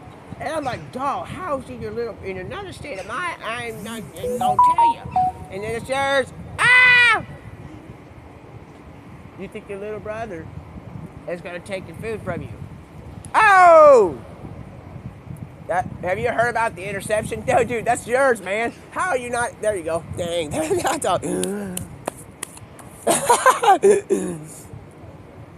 Anyway, I still got more. Okay? So y'all don't need to be so inconsiderate about how much time, who's done more time and all that. That'll make you stronger, better, faster, lightning, water, stone. It consists of where you came from, originating state. Because when it's so conceptual reality of what holds things together, as long as the foundation is strong, we're gonna be good. So when I consider if things are gonna be going all the way up and all this stuff, I have to wonder, there she is, but I don't want you eating rock. There's a pigeon. I gotta do it softly. But if I put it on a plate for you, it'll be right here. But I don't want you getting scared. There, I could throw it there, but it might be some rock. And there could be a moment where I have to consider, I gotta throw. Like this, baby girl, pigeon. Why are you ignoring me? Like, she walking around like, dude, there's 10,000 things focusing me. But look at this. It's Randy Moss for the throw. She don't run. That's a pigeon. She doesn't like to run. So when you start questioning about what would a bird do, consistent about this, maybe you should get some of this in your own mouth, Pablo.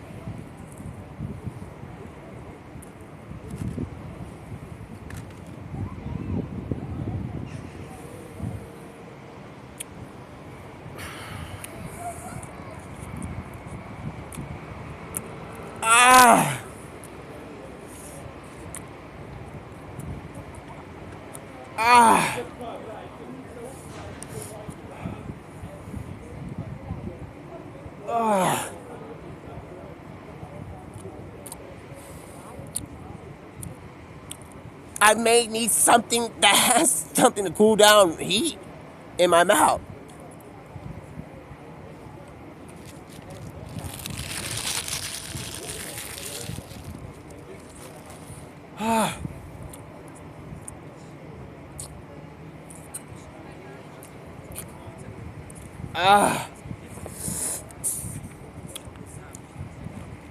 Where's all this coming from?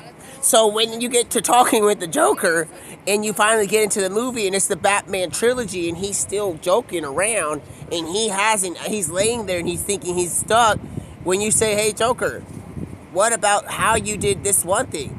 He's like, well then Joker's like, yeah, but how about what I did to Harvey Dent? And he's like, what to Harvey Dent? It's like, yeah. When you grabbed all those people and you made them think that they were dynamite, thinking that they were going to go do something to her, when she in fact was moved to another hotel room. He's like, what in the fuck is going on here? The Joker's all questioning about reality. And it's like, those tubs could have been people. You just are blind, dude. You don't see this now? We're going to go and put thousands of people on a boat and you're going to think that they're going to use the thing that you did with the two-stepper, with the Two-Face. And Batman's like questioning all this. He's like, you're a dang genius, Pablo. You just got this guy I've been looking for forever. And it's like Batman Forever. And it's Poison Ivy. And she's like out here. She's like, I've become that girl that guy tried to induce all these things of tubs in me. And it's like, that should be Bane. No, she's like, that stuff was full liquid of natural substances. When he tried to go ding and the time went off, that shit didn't blow. That shit went inside me. I ingested all that shit. And she's like, this is me now. I'm not even a villain. She's like, what is going on here? Let me take a look. Bring it in. And I'm like, give me a moment before I go and bring the reels and we start doing risky stuff. Like we're in Fortnite risky reels agreement option. And I'm like, no. There's no agreement going on here. There's people there on that boat.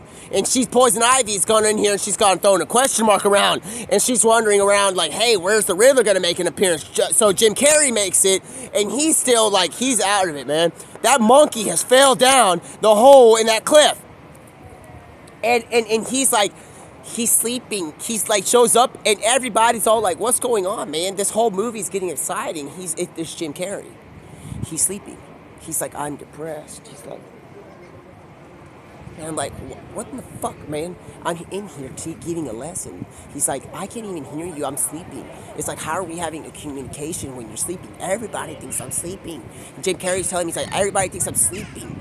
And he's like, why are you laying like this? It's like, I need to make a statement. And he's like, what happens? Like, that shall never happen to me again. I'm a protector of all pets. And he's like, what?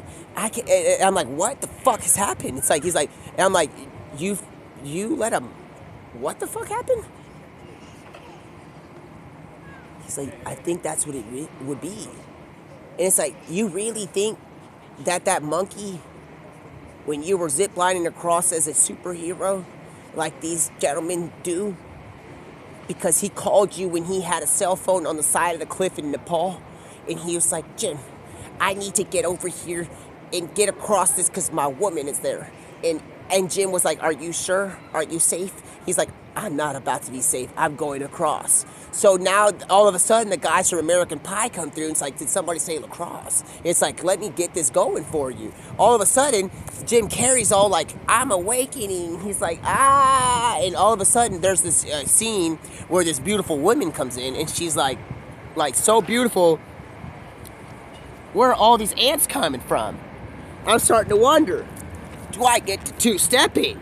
Because I might have to put my shoes on another societal choice.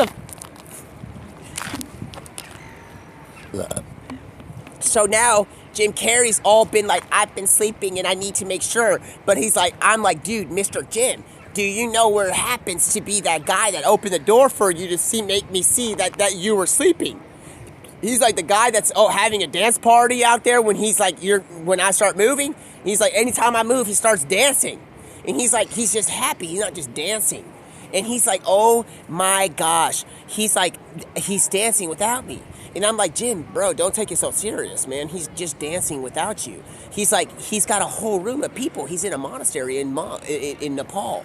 It's like, what are you talking about? I'm going to get my slinky out and give him a taste of his own medicine.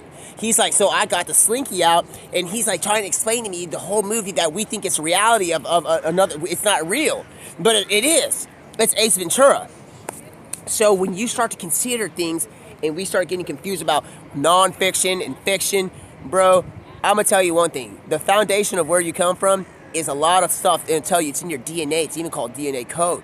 So if you want to get a little bit advanced with it, let me get the door and tell you more about it, but I'm not going to get there because that's internal secrets about what life consists of.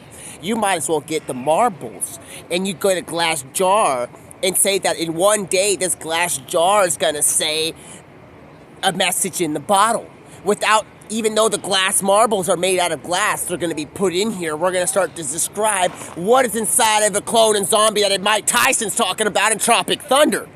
Because that's not my business. Because the only business that I have is when somebody says, man, did I just see somebody walking? And they're calling it a zombie or a clone. And I'm like, did I just see another life on planet walking on the same material fabric that I'm from? Is that somebody who's growing tissue and stuff like that? Does that mean, is that gender approved? And she's like, it's like, ah! And then there's a seagull that goes and grabs the good one. The last remaining good one. And I'm like, how do you know what's good and bad? Well, have you seen the movie The Buttsies? And I've seen The Buttsies. Yeah, I've seen the movie The Buttsies. And it's like, have you seen the movie The Buttsies? And it's like, I'm on another scale in reality. And I was wondering, how can I get one of my own? And I can't stop, okay? Because when you stop and you realize that there is so much out there. So when you be considerate about time and space, and you're wondering who's doing what and why, and Mike Tyson's questioning these things, you gotta love it sometime. Because at the same time, he's questioning somebody about how much who built that car, Mike? Who built that car? Somebody must have done something to make all this scenario, of course. So it's like, what in the fuck is all this? It's like, dude, deer in the headlights, COVID-19. It's like, what's going on here? Dude, is this the Great Depression? Because Ace Ventura's in here, it's like, I'm depressed. It's like there's a world revolved around Jim Carrey.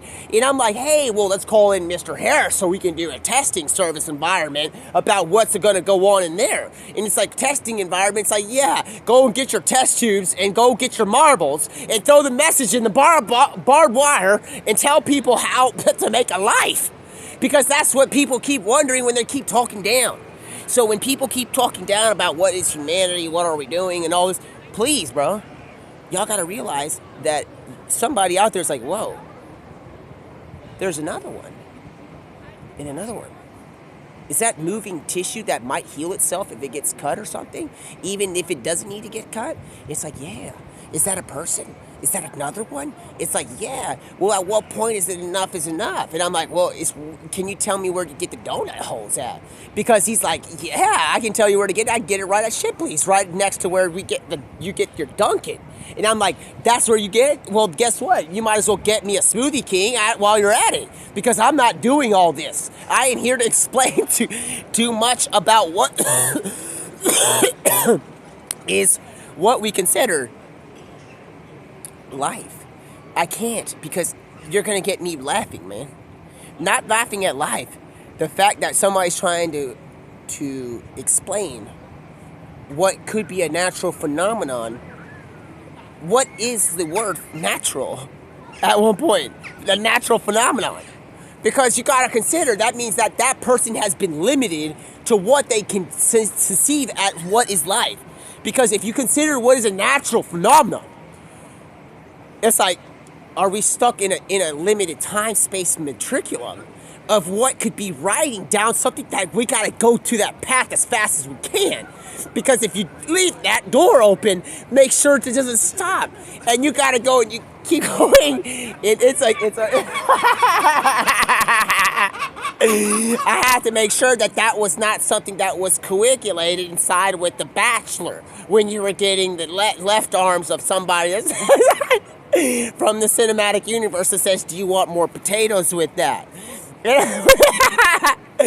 Whenever somebody says, do you want more potatoes that are mashed, when they have a good serving, it's like, hey, that must be a natural occurrence of time. And it's like, how did he do that? He's got one under his sleeve. That's not his real arm. We're just making a movie on scary movies, Deadpool 3 with Wolverine, and all the stuff is not talking about the biblical stuff. You're never not going to get that from me, bro. I don't care if you throw me in a motherfucking cinematic fucking ADHD fucking advertisement, dude. I'm going to talk about that all the time because that's what's inside. That's what's been gloriously inserted inside me like a foundation when I was born. So if you're going to talk about something and you think I'm going to get thrown off just because we're talking about imaginary things and all this, whatever you want to call it, I'm going to cause imaginary stuff to start becoming what it is. So that's when you're going to start calling what if, but that's not imaginary. You can throw me into what if and I'll still get the Bible getting my foot down with it. So if you want to get going with it, we're going to get doing something with it. So if you want to start talking in this manner, let me go and grab something from the store that happens to be a fountain drink. Because that drink has flavor. And when you get something, you say, don't put that on my stuff because it's going to stain it. And it's like, well, guess what? I come from a place that stains stuff on purpose. Stained glass windows. And throw it down. And paint. Water. All that stuff. Sand. Smelting. Science. Volcano. Sound the alarm.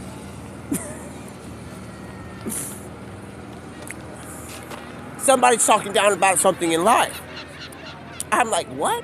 Somebody has spent a moment of time talking about something in life. It's like, that's not what he said. He said, there's somebody talking down about something in life. He's like, I'm like, what did you say? Did you say somebody's talking about a time that they're giving in life about something that is inside of what I was given and born in? It's like, how are you so positive? I can't even tell you about somebody talking down about something. And it's like somebody's talking about something in life for a moment of time. That must mean that we need to get our hands in and bring it in. Because if you start consisting about what that means to me, that must mean that there might be a beautiful woman out there. Because if that's the case, that means life exists on a planet or a realm. And it's like, what are you saying? He's like, somebody's gotten accused something about talking down. And I'm like, who's been doing what? They're doing something. They're talking about something within my existence. And it's like, is somebody trying to egg me on about something about this? It's like, you want me to get eggy with you? I'll get eggy. So when eggies start coming down and they're like, it's like, they're always caught because there's a net. So I bring Pele and he's like, dude, listen, man, that is a net for a goal. And he's like, I'm the master at this, man. That's not called a net. It's like, do you want me to tell you how far this has gone? If you want me to score from half field with Wayne Rooney, while he's supposed to be in Wayne factories, while supposedly have Lucius Fox out there acting like he's him, we can do that. But one thing's for sure is that Buru Chaga's about to score a goal for 1986 with Leo Messi watching. And that's what he's like, what is all this happening? It's like every time you spend an ounce of time talking about what's happening in life, it's all good. And it's like, have you heard the song from All That? And he's like, yeah, I have. In another situation, it's like, it's All That. Keenan comes through with Kale, and they're driving. They think they're Robert Shapiro from Friends and what's it called? And it's all that show in all in the family. And we're all good. You okay? So the more time people spend... Okay? Of course. Beyond okay. This is a paid promotion. I'm playing games out here. I have to do this live, but it's better than okay. If you bring it in, I can tell you more. But I'm just playing. No, that's good. That's good. Oh, really? Well done. Nice Oh, one. thank you. Yeah. Love you. Love you too. But I can take that back a little bit. I care for you. You got somebody with you, and I'm not on that. Dude, that's so. I'm just trying to make sure that I don't fall off the scales. So when somebody comes and checks to see if you're doing fine, you got to make sure you say the right things.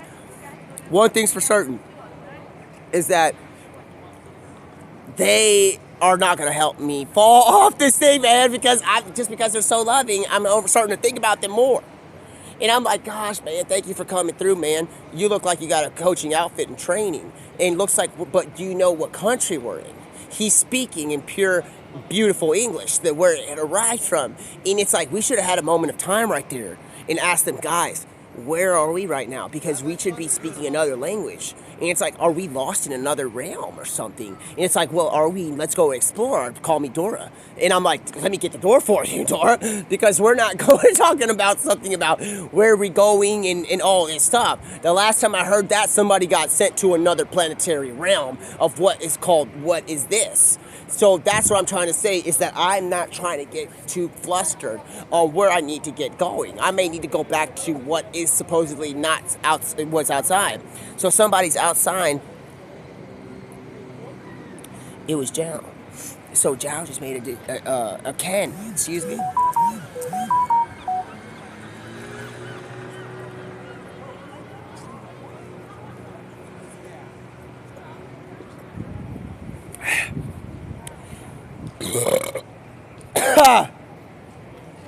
So, if you ever see something like this again in life, make sure that it's not well rehearsed beforehand, because there's no script here, dude.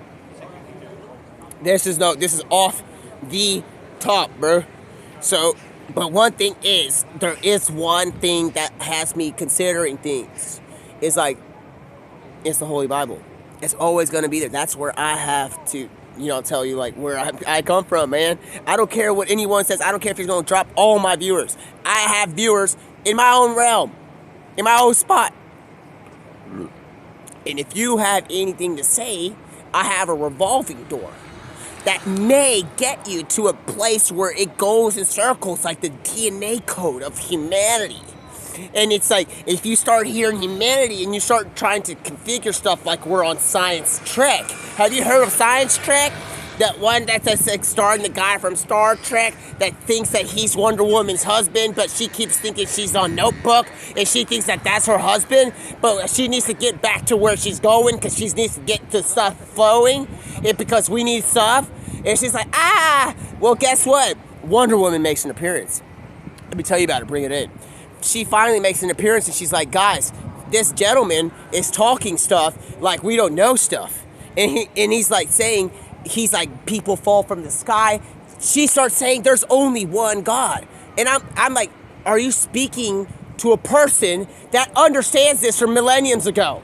And she's like, I'm just making sure that they know. It's like, how do you not know that? Do you want me to go and land on something with a cover on it? Because if they don't know, how would there be another one?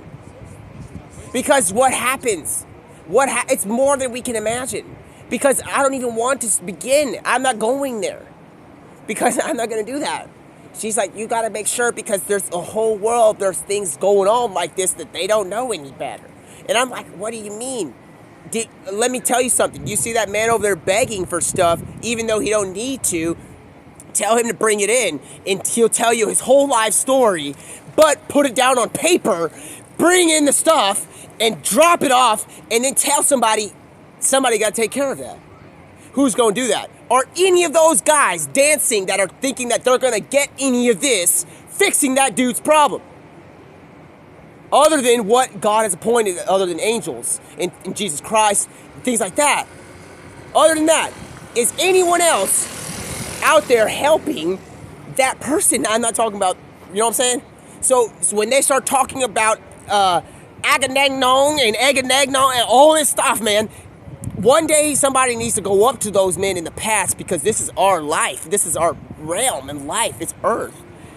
And tell him, dude, because there's somebody out there that has unconditional love that will fix you. Dog, you cannot claim that stuff out there. Because when the next thing that happens, when your world changes and you have all these stuff growing and stuff like that, you have grassroots coming out of the desert, and you're like, man, I need to start doing this for the 12th time, the 11th time. You've already had 10. We're back in the day, in Moses' days, and I'm like, goodness fucking me, this guy hasn't got it in 10 tries. Dude, it's getting absolutely ridiculous. But the thing is, sometimes I feel like we weren't able to really tell that Pharaoh blatant up front what we could do, because it's like out of love, his lesson. It's hard to explain, because if I went up there back in the past, I'd be like, dog, these people's lives matter. They matter. And I would be late anyway, because I've already become from later on in time in the Bible, man. So there's no way I could go back. But man, I would tell that Pharaoh, man, I would be like, dude, listen to me, man. I'm running in here. I don't care if I'm weighing 500 pounds and I'm running. I would be like, dude, listen to me, man. You might have a training session going on, but these lives freaking matter, man. I'm not going to change anything here. It's just like, goodness me, man. For 1 second, let me give you a taste of your own fucking medicine, Mr. Pharaoh, and just throw him my whole life story. And be like, what do you think you are, sir? Because you're going to have to fix all this shit. And he's going to be like, what do you fucking mean? They're building all this stuff for me. I'd be like, dude, why are they building this stuff for you when you can't even fix my fucking doctor's appointment? And we're back in the office. Fucking hell. That's how hard I believe in that, man. Hard. I believe in the Holy Bible. Beyond belief. And I still can't get over the fact that Pharaoh did that to Moses. And then guess what? Those magicians,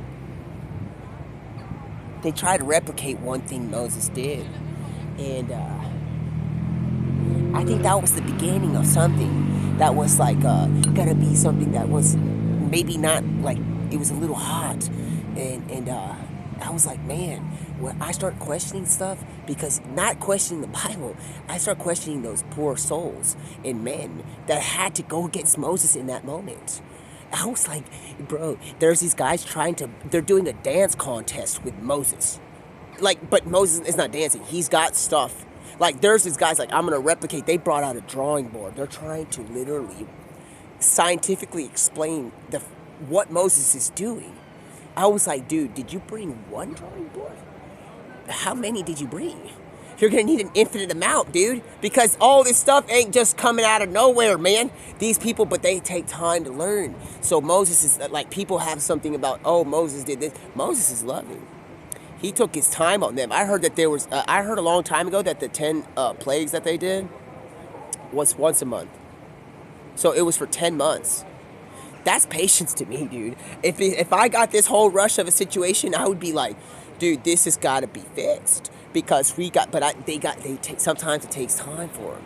So you got to realize, people need to realize how much love he is. He's a lot of love. In fact, think about what's happened afterwards when he was taking everybody back. And he's going down, and he's actually, the Pharaoh's actually like, I'm tired of this, man. Y'all can go. And he has a whole civilization on his back, and he's having to open the water to separate them and go across.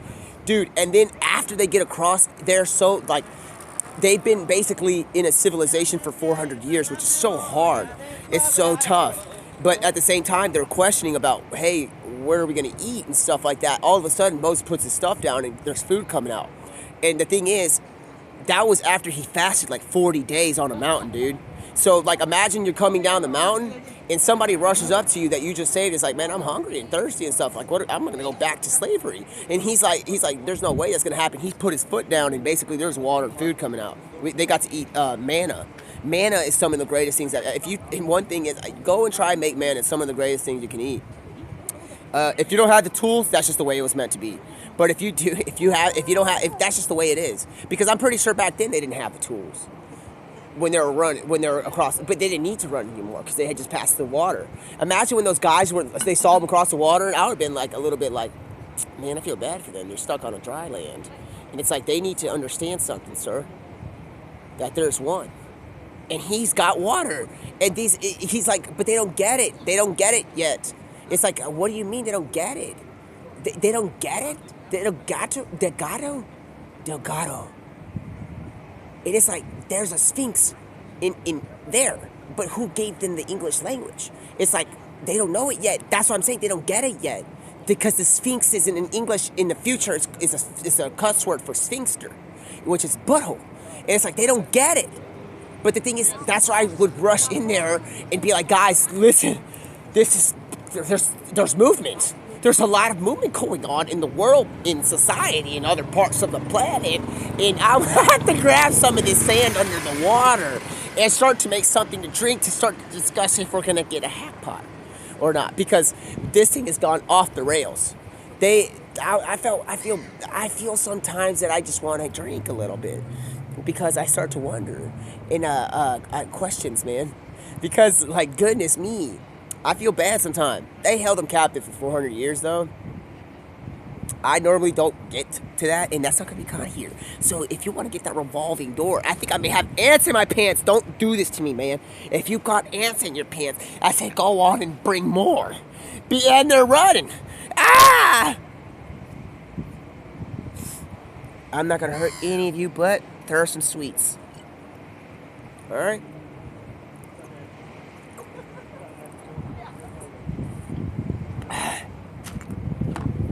So slowly, I start to question things on another stuff.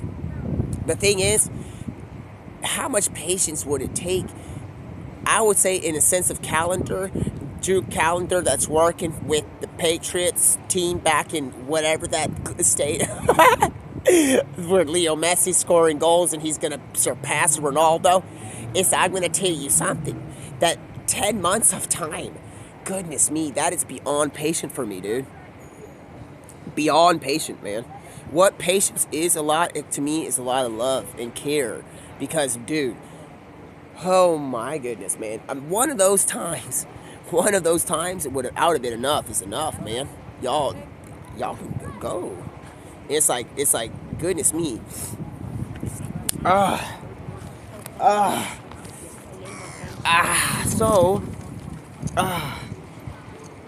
Wow.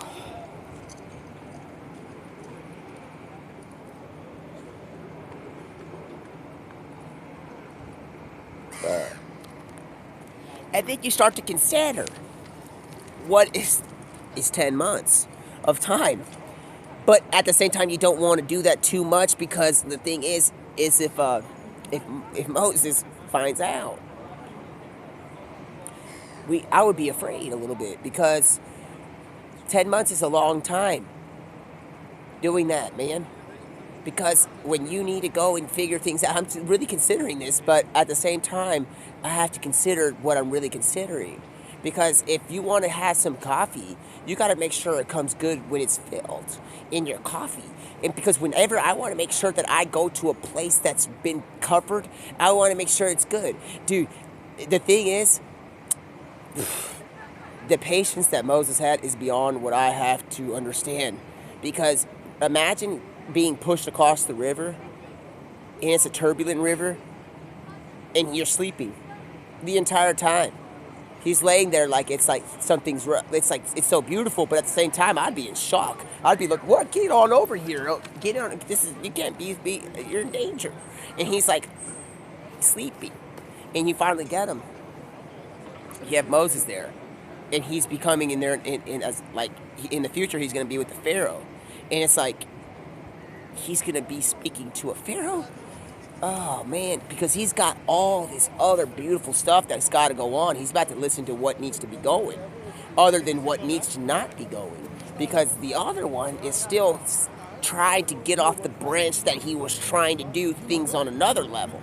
Because that guy is not anywhere near Mr. Moses right now, except over his dead body, like it's written on the Bible. The Moses didn't even deal with that dark guy anymore. He died, and then the dark one tried to come and take his body.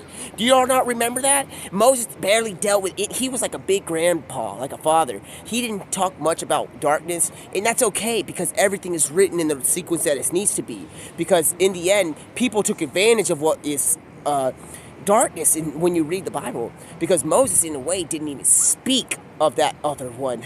In fact, it was like the only time in the Bible that we barely even hear about the dark one in a hard way with Moses is when Moses is passed on after 1,000 years of life almost, man. And guess who's arguing? He's gone on and grabbed a stem from the tree, and he's like, I want Moses' body. I'm like, and it's begun. It's this other societal time where the people that Moses is grandfathering in across the water has to deal without Moses' strength that's clearing this whole radius of evil. So if y'all really, really want to get consistent about talking about all that other stuff, there you go. And you can't take that away from me, because I know, and that's how I am. But one thing that's considered, there's a lot of time that goes by after. The thing is, like the over my dead body, it's not, I'm not here about jokes on here too much, but that saying goes back really long, because that man didn't really deal with any, like, even when he was fighting the Pharaoh, he never ever really even said the Dark One's name, or like what he was. He never was like, oh man, that Pharaoh must be clouded by some like darkness or something. He blamed it on like what is like the path of life. He didn't, you know what I'm saying? He's like, he didn't really say it. That's how it was narrated in scripture by human hands that took time to write it, and then it got put into a system. But the thing is that he's got this situation where, do y'all not see that in the beginning when they get with man and Moses, that Moses never blamed this dark 400 years on the other one? That's amazing, isn't it? Because he doesn't see no evil, hear no evil. And that's what y'all have maybe misunderstood. And you're out here trying to get garlic bread whenever I'm supposed to maybe be eating it now. And you got lipstick on, Mr. Sheeple. Did I just... Oh, you're hungry anyway. I don't know if I have...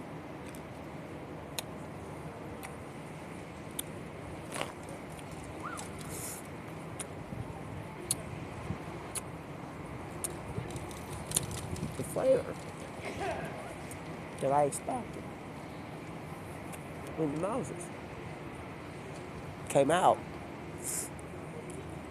I told people that he said it was over my dead body.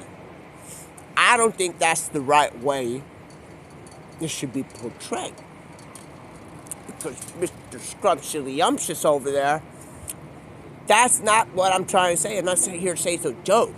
I'm saying that over his dead body, after 1,000 years of running the societal humanity, He's finally has somebody. He hadn't even said that because he still doesn't see no evil, hear no evil after his dead body, man.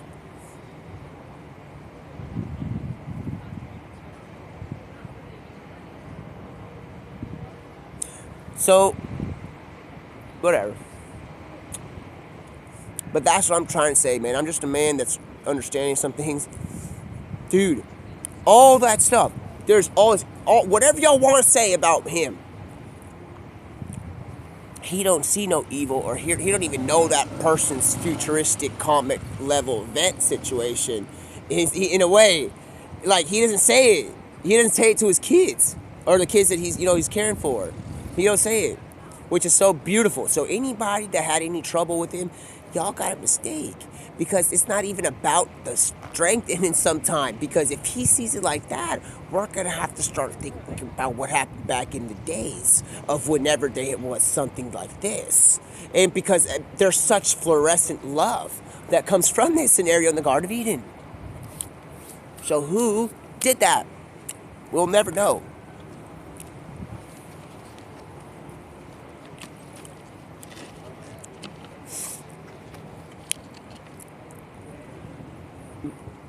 If you have a review on what I said,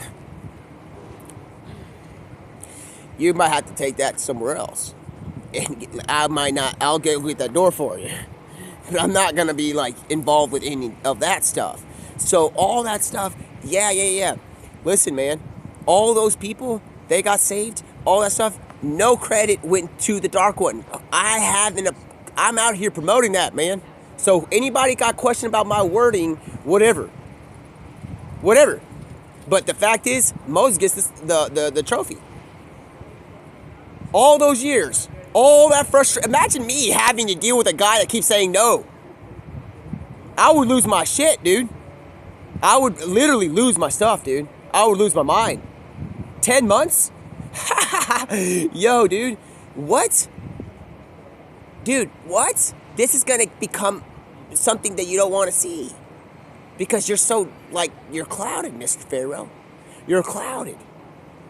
Do you want to see people happy for one time? He's going to be, very confused because he's a negative thing, and I'm going to have to take that cloud off his eye. Because if he comes checking sometime trying to take food, he better be careful. I don't know if I can feed you this, man. This got garlic in it. Maybe I should stuff it on here. Here you go. It's got rock on it, but if you catch it, listen, I ain't here to temptate you with your beautiful beaks with a lever. Dude, I have to wash my hands after this. I got garlic and stuff all over. Hold on. I gotta take a moment. Dude, I have garlic. I've been speaking for so long, for so much time, but I'm here, and I want to give you something in the future when I order something from Dunkin'. But here, Mr. Siegel, you got good thresholds on you. I'm going to go ahead and do it like this. I can't feed you garlic. You want me to tell you what it is in Spanish? Ajo. What would you say, Mr. Siegel? Does that sound like ajo? See what I'm saying? Why would I introduce you to garlic? That is going to be considered something, because you're that hungry. Let's go order. Come with me, and we're going to go order some food. I'm not going to give you Spanish Spaniard for asshole. But it's not an asshole, because it's somebody else named it. We didn't name it. So you can have that because that's smart. But no one knows in that side of the universe of what you just ate. And just because you're stepping on it doesn't mean... Might as well have to go speak to Agamemnon on another terrain when he goes back from the place where there is people that eat chocolate. And I'm one of those. I eat chocolate. Dogs can't eat chocolate. So guys, listen to me. I'm not mean, but I'm telling you, man. Listen, man. Anybody, all that stuff with the blasphemy stuff, all that stuff was ridiculous. Not talking about anything. I'm talking about something other. Somebody that's plagiarized what is in the Holy Bible, man. Old and New Testament. Yo, bro, the next time somebody really, your brother, sister, whoever you are, I'm not your, in hands of blasphemy, I'm not your brother or sister. It's because I ain't gonna go there. When somebody goes on and brings you a whole page of I'm talking about everyday diary. I'll call it the everyday diary for 40 years. And basically, and you got to fix those whole 40 years. I would like to see how you would change in the sense of what you thought y'all would consider that what is God. Because if you are able to go back 40 years every day in Princess Diaries, and when she's had her good, the bad, or the ugly days, and you fix it for maybe even half of a minute, then maybe we can start discussing about getting a revolving door that goes and says, passenger, we need to get on this plane and get moving to where we got a bartender. And we got to go back on that road again, man. Because that's the thing I'm trying to say. So, guys, I get it. Remember, guys. Listen, I know this got very, we started talking about the Bible and stuff. Great. Remember, all that other stuff doesn't matter how. I don't care if you're Superman running at the speed of light.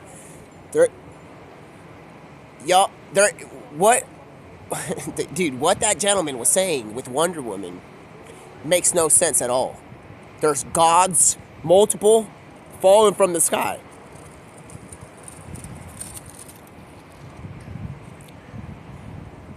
I don't think that guy had read the Bible. Because that creature that even fell, basically I think it's written like a little later, even though it was before, he wasn't somebody that goes on and takes on your problems and fixes it. He might give you like one certain material item within a certain time of congestion when you're having to snock up a lookie and you're hot to her and you're trying to say, I must have something I'm allergic reaction to. And it's just like that. Because that is the only, and he's not going to give you a cure to cancer. Do you understand what I'm saying? We don't need to get too far with this, man. But that creature's not going to give you the cure to cancer. You might as well say he's going to give you the cure to cancer. He's not. So when he went up to Jesus Christ and said he's going to give him the world, the patience that Jesus Christ had, because he could have just rewritten his whole existence, was like, dude, that's the best offering he has for him. And it's like, gosh, me. You're going to offer the rental that he's like, I'm going to give you the world. It's like, what? Doesn't make sense. Not that the Bible doesn't make, he's like, he has no turnaround. And the thing is, I get it. Because when you get it, you get it. And when you get it, because he's trying to make him false up in heaven. So don't do that. He was complaining or something. So when he comes out and he's going to try to give you everything he has. He's going to try to give you a world. He's going to try to do this. He ain't got no other option. He can't go and fix cancer. He can't go on and do this. But he's just a minuscule creature that's gone and made a fucking ruckus out in the place that I love. So when he falls like lightning, there's only one that fell. And there's not even multiple things. Because if you think that the Nephilim are anything like gods, the thing is with the Nephilim is that Noah's Ark came. And do you think Noah was told, hey, go and get that Nephilim, and that male Nephilim, and that led to the female Nephilim, and put him on the ark? It's like, where did you hear that from? Did you go get your thing from another book? Because that ain't going on. No, I don't think that's going to go on Noah's. I can't make assumptions on that. But it's like the animals went onto Noah's Ark. But do you think that the Nephilim that fell with Lucy, Cock, whatever his name is, on the thing, were not the one that's gone on and switched his name to? Do you think that guy and his girlfriend went on the Noah's Ark? Shoot. I think that they were probably egging Noah on when he was over there working for 100 years getting that boat going. He ain't got nothing else. But the problem is, I'm not here to be no advocate, okay? All I'm trying to say is that, guys, all that stuff about this stuff, y'all gonna be all right, man. Just remember that when you get things going, there's always a right way and wrong way, too. There's a better way to live in society, too, man. What I'm trying to say is that when you go on in circles and then Wonder Woman comes in and she tries to say, guys, there's people falling from the sky claiming that they're this. It's like, Wonder Woman, let me tell you something really quick. Let me get the door for you.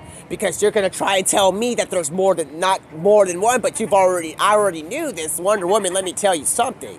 You just said it. You said that she said, the guy with the long hair has said that there's more than one. Because you said the word with an S on it. And I'm just trying to teach you a lesson. And it's like, you're trying to teach me a lesson. Let me tell you something. Let me get the door for you. Because let me tell you something, ma'am.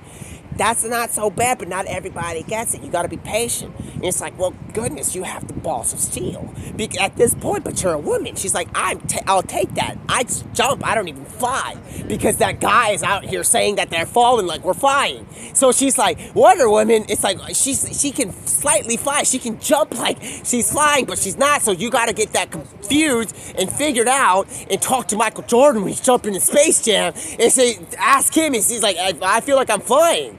But he feels like it. He's like, he's got R. Kelly that's gone on and used the restroom saying that I ain't flying. Y'all need to get this figured out because R. Kelly and Batman and everybody's not flying. They're jumping long distances because that gentleman's gone on and made a mistake about falling from the sky because that's why he's ruining stuff. He's ruining too much stuff. He made a mistake. That's what I'm trying to say. So she comes in from the area that I said this guy fell from an airplane. And he's all falling. It's like, let me get the net for you. Because all the stuff is now you're telling me I can't say that people are falling because they're going to think it's flying. Because that guy's gone and misconfigured all these words. So it's like, goodness gracious, let me go bring that back to you and tell you something. There's something called a net. The moment that they start jumping out of the airplane, that causes them to be sort of like not flying. Because flying, let me tell you a long story, break it in. I can't. All right. Because that guy, in the end, got super pumped. Because he thinks that Henry Cavill and Superman are intelligent, even though they're from Krypton. That got all this technology. Because what does flying consist of in a percentile state of manner? Is that you had this thing called liftoff. Where in a moment of time, let me tell you, bring it in. So when you're flying a plane, if you were going to get the mathematical charts like the pharaohs did in the movie of the like back in the day, like they made an Exodus movie with Christian Bale.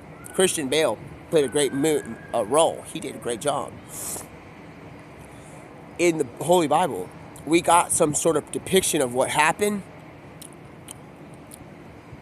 And that's why I said movie. It's reality. In reality, when what's his name? The one that has all this stuff, and he's trying to get the fingerprints of the mark of the monster. So Superman and Dawn of Justice, or whatever it's called, he basically has a moment with Zod, who's really got mistaken with his name. His parents didn't even name him Zod. He's gone and lost his mind. He's trying to have some third like percentile name of what is the glorious name. And it's like, goodness me. It's like, so he goes in here and he's like, I'm going to go and try to mistaken the guy in the future on Earth. And he says, I'm going to be, I don't even know the guy's, what is Superman's like bad guy's name, man? That guy that thinks he knows everything. I'm going to tell y'all something, bring it in. He don't know everything. You know why he don't know everything? It's matricularly said in his dialectical box, bro. He says this, there are things falling from the skies. And I'm like, why are you saying falling from the skies, man? When you're talking about ascending. Mr. Math, do you know what it is to ascend versus fall? Do you know what that means? So there's a thing, you're basically saying there are things descending with the D from the sky. In a percentile thing, let me tell you, bring it in. When you're flying, if you can fly, you're going up. You're not going down. So you're out here saying there's multiple things that are descending. So, dude, you need to get your act together. Whoever plays that position, man, you got to realize what you're going against. Because one thing is considered, it's like, goodness gracious, man, you're going to get really, really, like, in trouble, man. Because it don't matter if you're working on Facebook and you're acting. Dude, what has happened is that we need to see what's going on, because I hope your mind ain't getting messed with. Because that gentleman played a great part in Facebook when he stole Facebook from those two guys. He continuously keeps doing this stuff. Where is that man at? And he comes in, he makes an appearance. It's like, it's Deadpool 3 with Wolverine, and I got an excuse to do whatever I want, just like you're saying. You're doing. It's like, well, guess what? I'm not your influence, dude. Go and take that script from another page, not mine. And it's like, do we go and get that thing? And I tell you, this is not a Dewey, Arizona. It's not spelled that way. You could go and get something from the historical sand dunes of time and say, hey, where are we going? Where are we going? But listen, eat my favorite candies and try to defame who the heck what's going on. But I'm going to tell you something. You might as well get your lipstick out and start wondering where the Grand Canyon is on side of it, because you're so scientific, dude. You're trying to take his position. He's trying to get Zod's position with the fingerprints. He's trying to jack the identity of Zod through somebody else.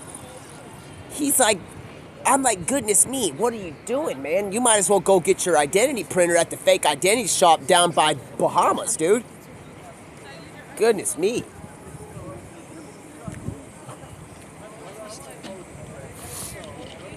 The greatest thing, man, sometimes it's like, I have yet to find it. Because not that I'm saying basically I'm saying everything's great. So that's what I'm saying. So when you see consistency in life, people talking about what is this, what's the negative thing. Anytime somebody spent an ounce of time of life talking about something in life, thank you.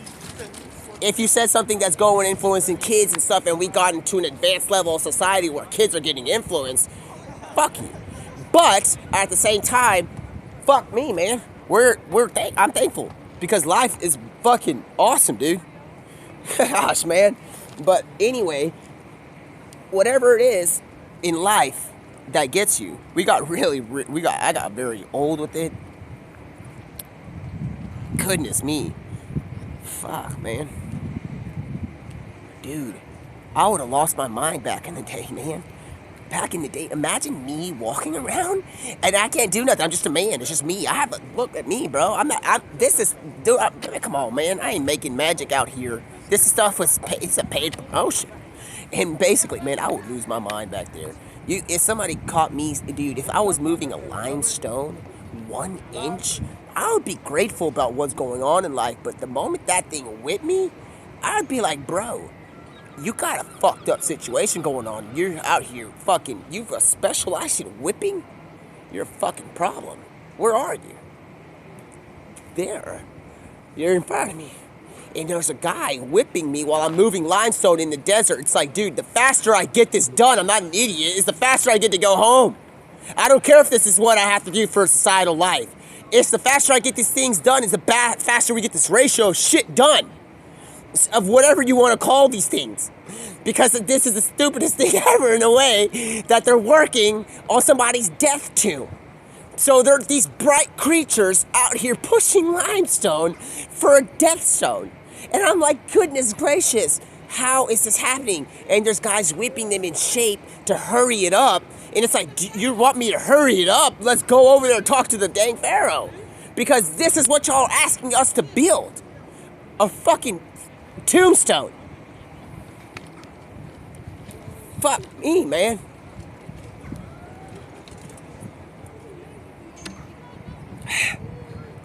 I'd be like, goodness fucking me, man. How fast are y'all whipping me to get this guy hurried up onto his tombstone? And they're all having a psychotropic event where they're like, dude, are my slave owners fucking, like, doing, like, are they rushing me into death? If you really think about what those pharaohs were doing back in the day, it's like, fuck, man, I'd probably be a paranoid man. I'd be paranoid as fuck. I wouldn't even trust my own fucking slave owners. Like, I'm talking about thousands of years after the Hebrews were released. I'm talking about, because we're not going to go there right now. That's anymore, because I love them with, like, a lot, man. You ain't got no idea. We can go on and scream and tell and shout and tell it all. Like, we can do that. We can have, like, a discussion about it. But one thing's for certain is that now we're back in time in a spot that is beyond what they have just witnessed. And one thing's for certain in the Bible is that I heard that the Pharaoh is that that Pharaoh was one of the leading people in Egypt after to basically support what Moses was doing and saying. That he has, like, never seen something like this. Guy is running in like he's got full-blown panic attacks, sweating, telling there's like pharaohs. There's eventually like I think in Jeremiah, or it's a little bit in between. There's a time when there's a gentleman. It's like the bloodline of that pharaoh is still on the pharaoh seat, and that guy. That pharaoh is still alive. He didn't even die yet. He's got like a great ancestor, and it's ridiculous because he's already probably built a pyramid. We don't even know where it is at this point. I wouldn't even want to dig my hands in to see where that is, man. I ain't even trying to. I'm not mean, because that's scary. Think about where but the thing is, he had a recovery time, because it looks like he has a recovery time. I'm not trying to be rude. It's like somebody else has become pharaoh. And it's like 3 pharaohs after him, and he's still alive. And he's actually, like, I heard that he was a leading person to press what Moses did. He's like, y'all don't want to basically, like, go against what's happening with the Hebrews at all, because and I don't get it, because they're out there trying to build a pyramid or something for this man that is ancestrally having to tell these people, don't mess with the Hebrews, man. Even though he has, but the thing is, it's so confusing. There's mercy and forgiveness, because, dude, he let them go, but he chased after them after this. So it's ridiculous. So I guess he survived the water when the water closed in, which is so ridiculous, man. That guy must have gone through fucking hell, dude. I feel like that guy's in hell. He's gone through hell. That guy has gone through more hell than we could ever imagine.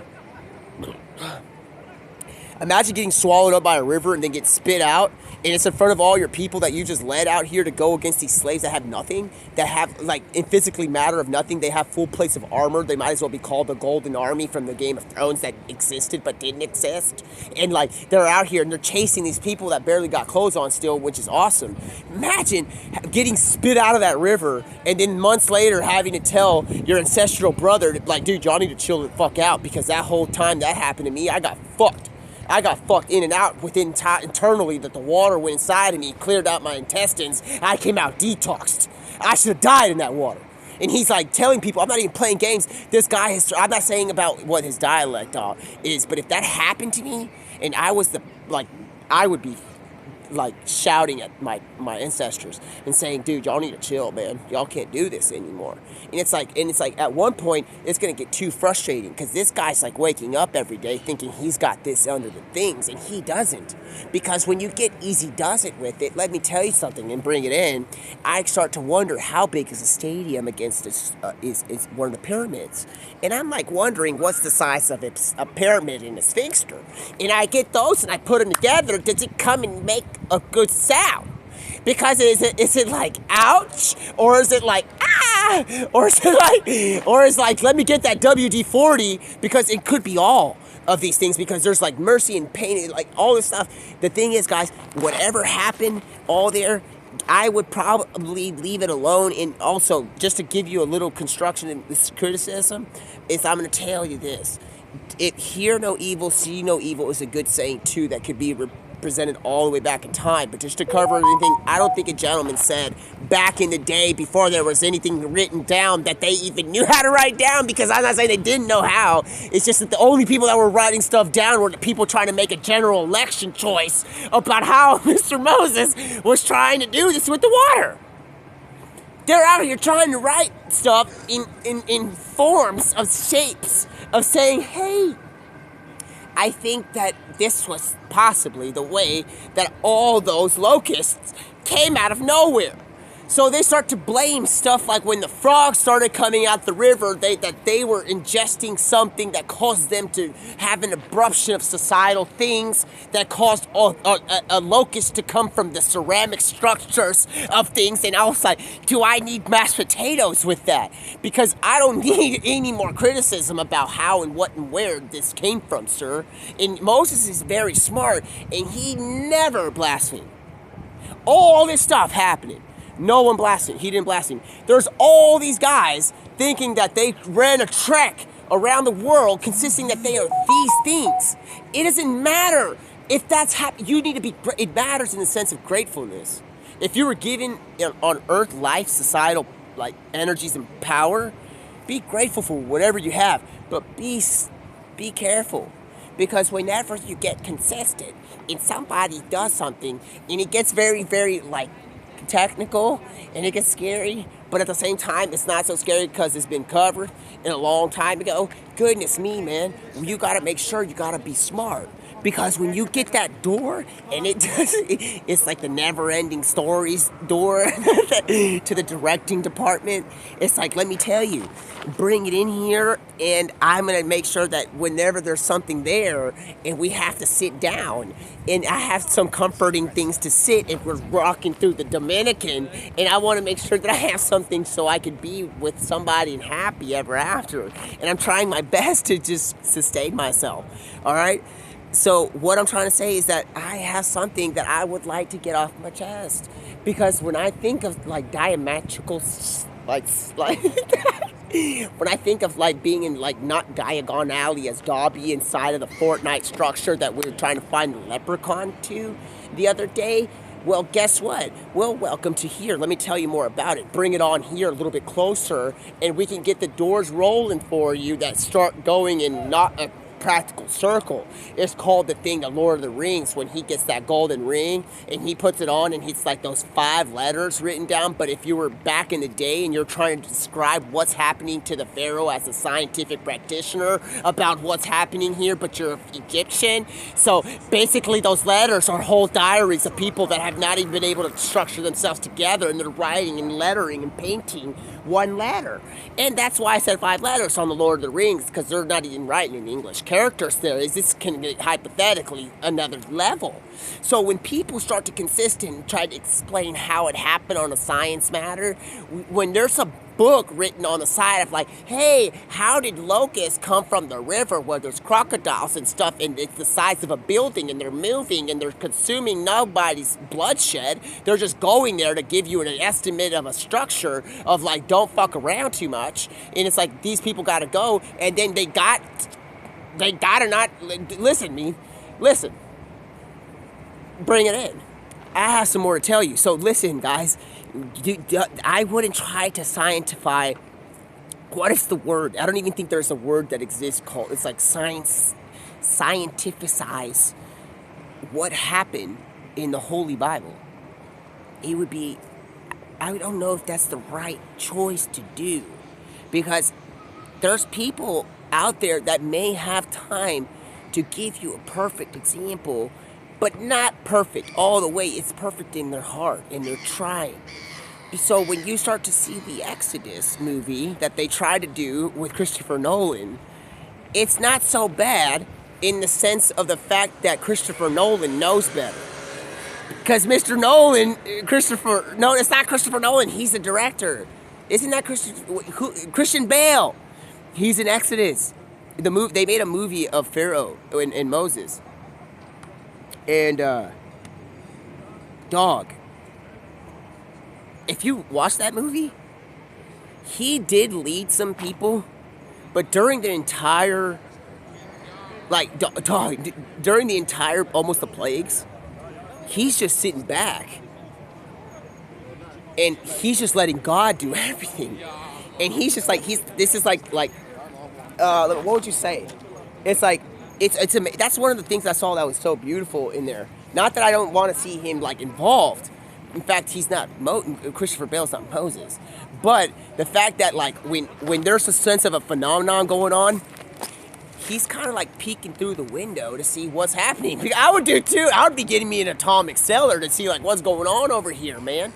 Because it's like he's really did a good job in that sense of like, I'm gonna just stand back and just let somebody else do this, because what's about to happen, it's like I wouldn't probably, as a human vessel, probably want to be there, even if the locusts are very innocent. So he's like coming out, it's like another plague just hit, and he's going to represent to Pharaoh what's happening. And he's like, uh-oh, we are, as an audience, getting to see what he's doing.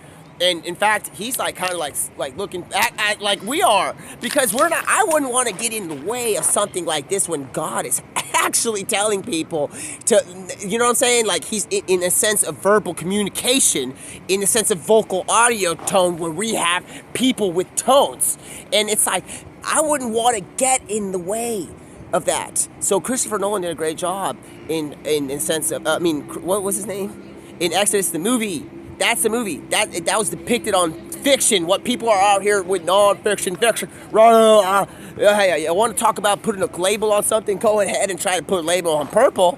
Have you tried purple label with Ralph Lauren one time? They tried it, and I got considerately like changing like Coca-Cola Zero to diet sugar. You might as well call this diet sugar, because where I come from, this is called diet. So, and it's like, but the thing is, where I come from, people don't be dying.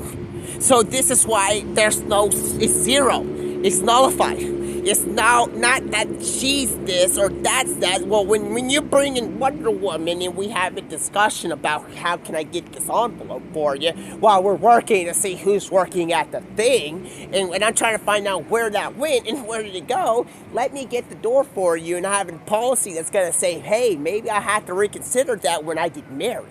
Because if I have an open door policy and I'm married, there's going to be a considerable amount of things. And next time you hide the water fountain from me and I got to spend $30 to $40 trying to see that I'm eating, and people out here thinking where he's getting all the stuff from.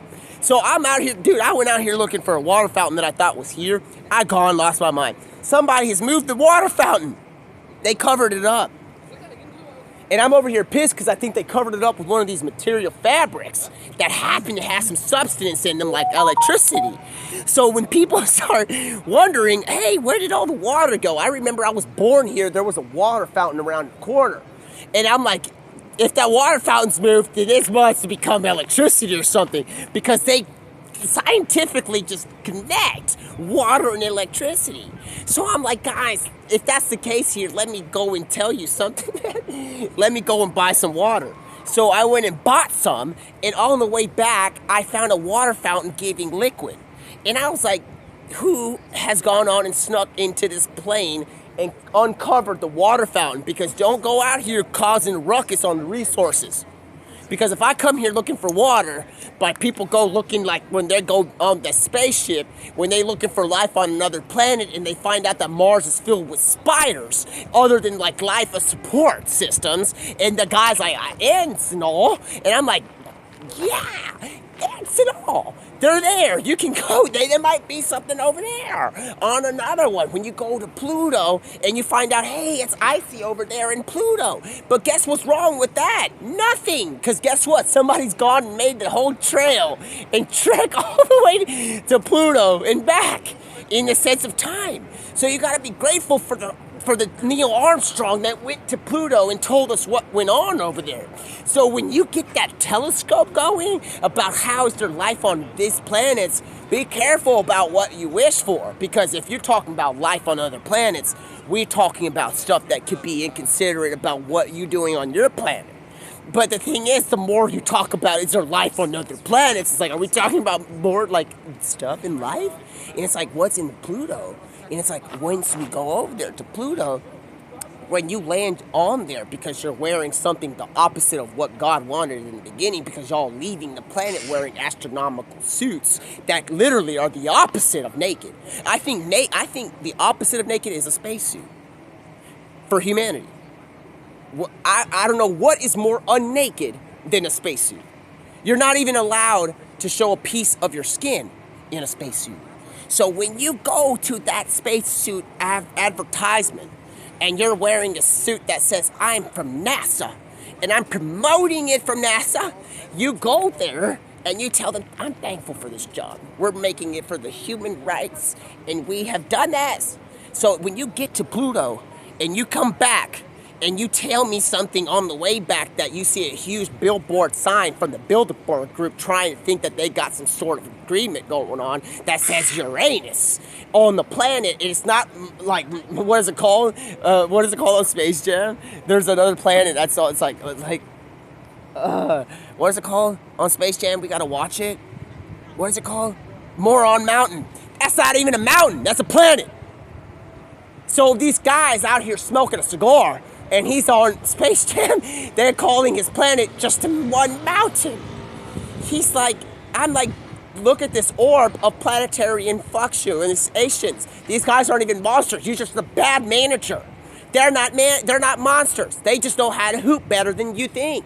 And it's like, well, I got a team, and they go to Looney Tunes, and they start bringing all these people, and they're like, Looney Tunes, like, man, these guys aren't so bad after all. That guy looks like Dobby grew 8 feet. And it's like, goodness me, you're actually right about that. He might have a wife or something, because he's growing. So when my wife or something starts questioning stuff, and she starts saying, hey, there's plural things being worn around here.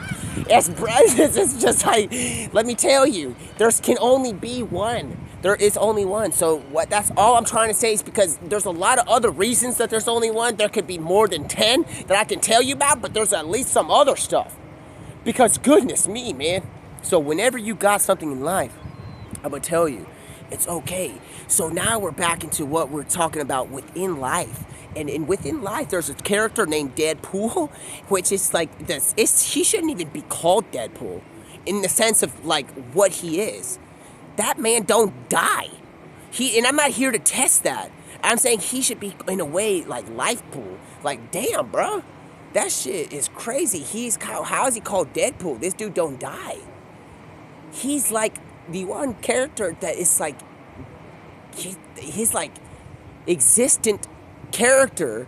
No matter if you throw him into a test tube and he has to go run or test against people with the Detroit Pistons and play basketball and become Michael Jordan and score against these people in the Olympics, he is the same guy. He doesn't die. So why is his name Deadpool, man? That's the thing, that's going to confuse me. If I saw that man after all this time, I would say his name's Lifepool. But the thing is, I wouldn't really say Lifepool because somebody else has the gift of the breath of life. And that's more than just the breath of life. It's not like Superman's just frost breath, Jack Frost. This is more like life breath. No, it's more life. It's life. That's an amazing thing. That's a sort of thing. But the fact that he's called Deadpool, this nice creature that's recovering this in a situation of like Deathpool, it's like, man, you might as well give a raven a new skin tone and tell him, hey, I'm now running the show. I'm a dove. Because guess what? That's not the way it is. So it's not the way, but the thing is, he's not a bad guy. And I love the dove. And you know what? The thing is, there's plural doves because there might be another gender, but other than them two and their family, I don't know if there's other doves. You know what I'm saying? There's just one beautiful. Remember the dove in Noah? I think about his life sometime, or her life, when they were in the book, on the ship for like 200 days. At this point, it's like 200 days, and Noah is sending out a selected bird, and it's a dove. Imagine what that dove is seeing. Because it's faster than this huge boat. Not saying that the boat ain't awesome. I'm not saying that at all. Give me some moment on that boat, and I'm going to go see if I can help feed them a little bit. Because I wouldn't have a problem feeding them in the day. I don't care if they're lions or kangaroos. You can give me a moment in time in there. I would love to be there. And even though in fact, I wouldn't mind at all. Because if I tell you something, bring it in, that means I'm on a life raft too. At the same time, I'm alive. I'm not trying to be rude. It's like I'm alive as well, because that's the thing. All the rest of them, like what people think that they falling from the sky, you think it's like, guys, man, unless they became a reverse amphibian called a Zamphibian, where they have gone from flying inside of a dehydrated area and they go into water now and they can start breathing. So that's a amphibian, the ones that walk and need air and now can breathe and stuff, but that it's organic levels and stuff. Other than that, I don't know if those went on and survived on after the days of Noah. One of the greatest scriptures to ever be written in the Bible, ever, and it just goes unheard. I'm gonna tell y'all now. I know it's not. I don't think I'm spoiling it, but it's got to be said, man. The one that says that there was things going on, and I don't want to tell you. It's like one of my favorite ones. I can't tell you on camera because it's gonna go on recording. This is personal stuff. But if you read more about it, you're gonna see one thing. It should be almost highlighted in white and gold. It's like it's like one of the, almost all of it should be, but I'm saying like this should be like, goodness me.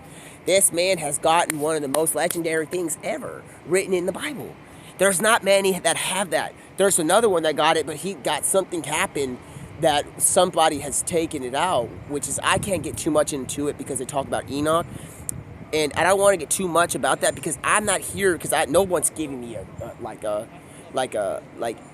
only have the knowledge of what's been written. The fact that people talk about Enoch, that stuff, and then it got taken out and stuff, we're not going to go in here and speculate all that stuff. We're not here. We're not a secret society and stuff like that. But goodness me, man, there's not many people that got this one phrase that Noah got. And I'm so thankful to have, like, noticed that, man, a long time ago. Because that's still in there. People out here moving stuff from the pages, and you can't be doing that.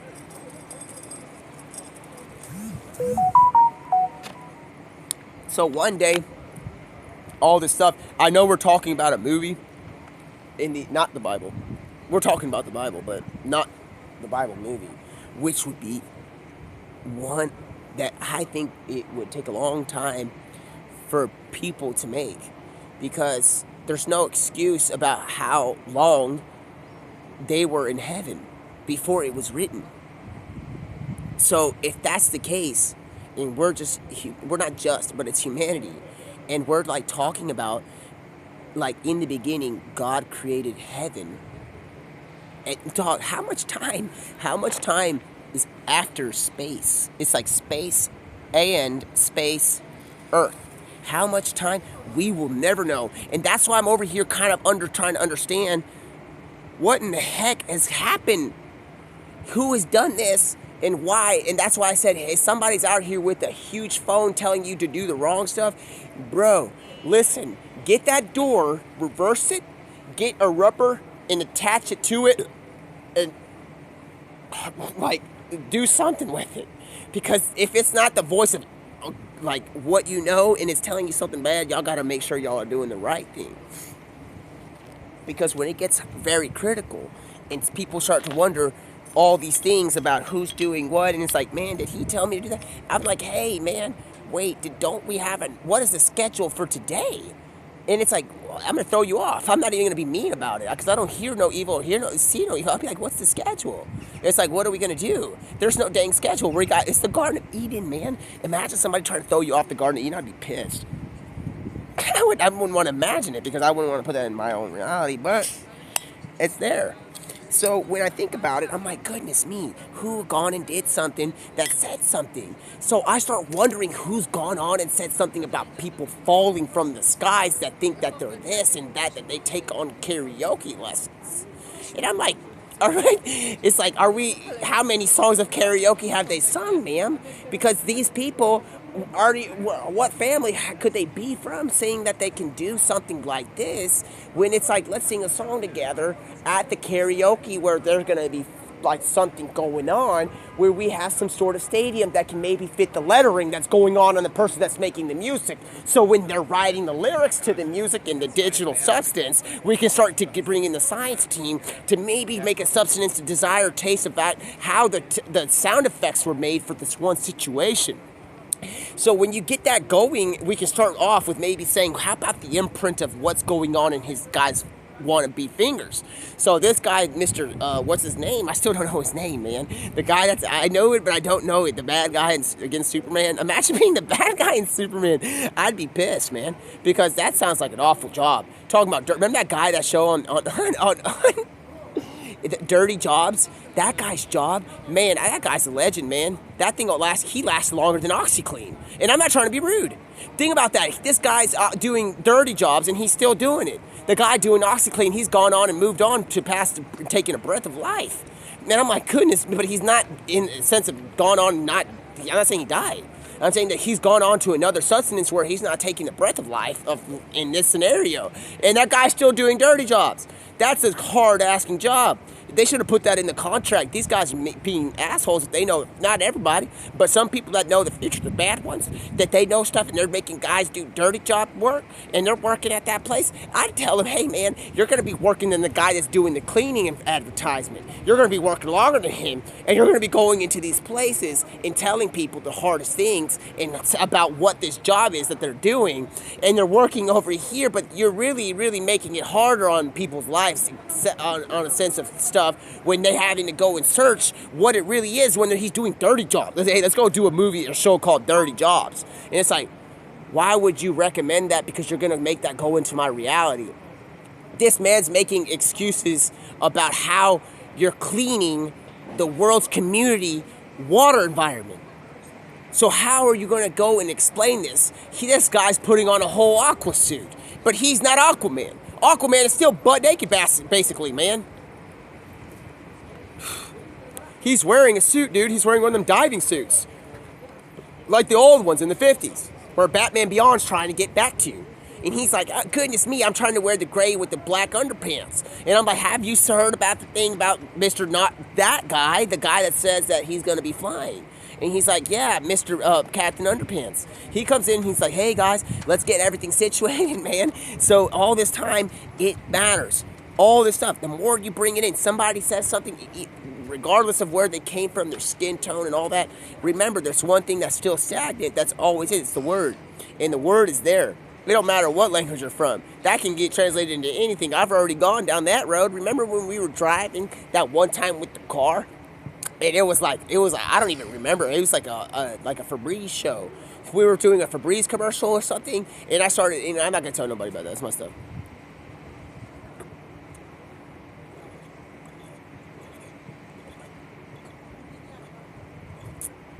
That's probably the nicest way I can say that the whole thing about people battling against good and evil, dark spirits trying to do this. Yo, dude, if I'm not here for y'all to be becoming like we're going down Diagon Alley and we're having to see what to do with these spirits that are trying to do bad stuff, can claim that they're this. But if y'all have gone down that road and you know how to handle this, I would still avoid that. But the next time they do that, I say you go print out an encyclopedia that had a baby with a dictionary and start saying, this is the day one of my diaries and you need to fix this shit. And then that spirit is going to be like, fuck, no, I can't do this. I'm fucking out of here. And he's going to run away because he can't do it, because that's God's job. And it's not even his job all the way. He's in heaven. Goodness me, imagine having all that. He's in heaven. He's always in good shape and form all the time. Fixes things. Goodness me. So if there's some bad thing out there messing with y'all, talking about this beast number, I don't care if it's the beast numbers. Tell that thing, go and fix my fucking problems. Every single one of them from the beginning of time. It's not going to be able to do it. So don't sign up for that thing and get the door for it and make it run in circles until it learns its dang lesson. Goodness fucking me, man. Fuck. That shit got me messed up. Because if you think about the beginning, Moses is dealing with a beastly ass creature that's not letting people go, and he's not even talking about it. So now we're at the point where about what's confusing the spirit. What's confusing all these things. He's not saying that he's being ignorant. He knows how to avoid it. He doesn't tell his kids about it because he's a heavenly creature out here trying to warn this man, there's about to get bad.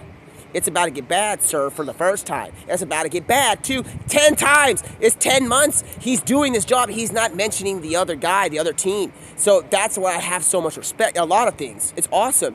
But at the point where we're having to warn people in sense of digital quarterizing with pennies and cents and nickels about the number, that thing must be causing a dang ruckus, man. And if that's the case, listen, man. If you make one character and you really want to fuck with this creature to leave it to fucking dehydrate in a planet of dehydration, and I honestly gave it Princess Diaries, day one. I would just say that because it would have to fix her, and then she would wake up by the end of the day in the afternoon and be like, this thing didn't fix shit for me. It didn't do nothing. All I got was a silver fucking spoon. So all that stuff was ridiculous, man, and that's not just the way of getting, of like a considerate, what you doing here, Mrs. Sequel? They can't see it, but if I lift up my phone, she's gotten in the way. She's able to sneak through. Wow. What you doing? So when I start considering things, I don't really want to cuss.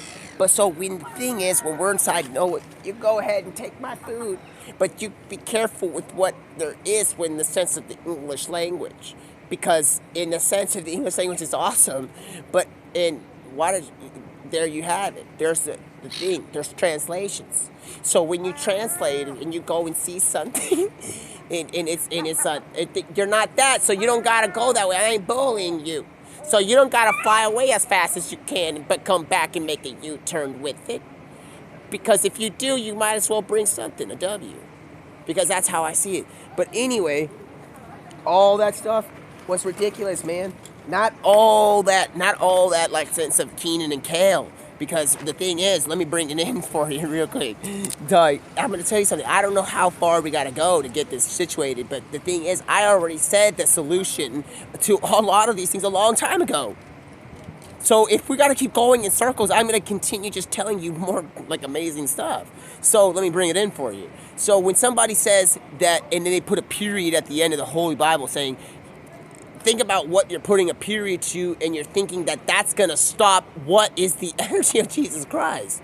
So when he says he's the beginning and the end, the Alpha and the Omega, I be careful with not putting a period, but like assuming that that's the end of what is things. Because if somebody knows about the Garden of Eden, and we're not even speaking of what is in heaven before the Garden of Eden, yet, goodness me,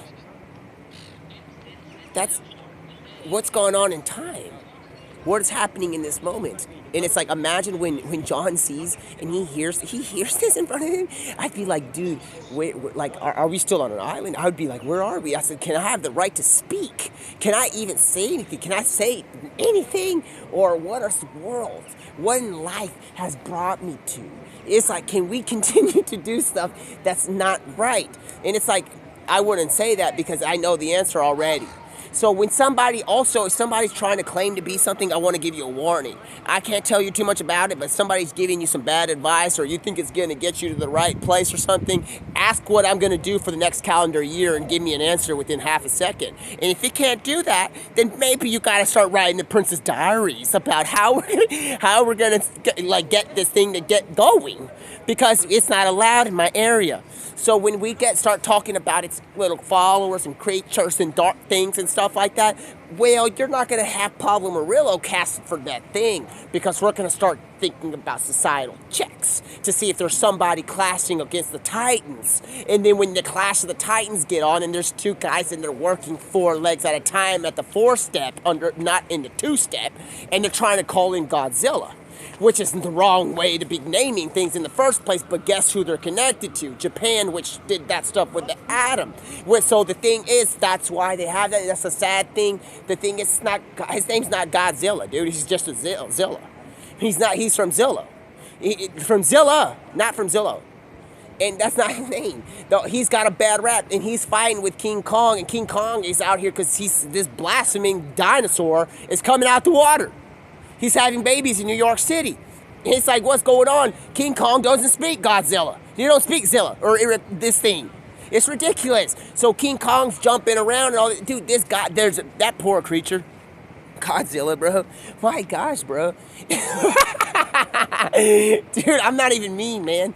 You might as well get the Clash of Titans and get the people that are inside with their running up the mountain. Dude, have you ever seen the gym thing when they're running on the treadmill and they got that thing where they got to help them move their legs, even though they're training their legs, they got something to go like this. But well, then you get those guys and you put them in Clash of Titans, and then you have them have to speak to each other. I'm moving left, I move right, and it's like, dude, you did this to Godzilla. That's messed up, because Godzilla's that's not his name.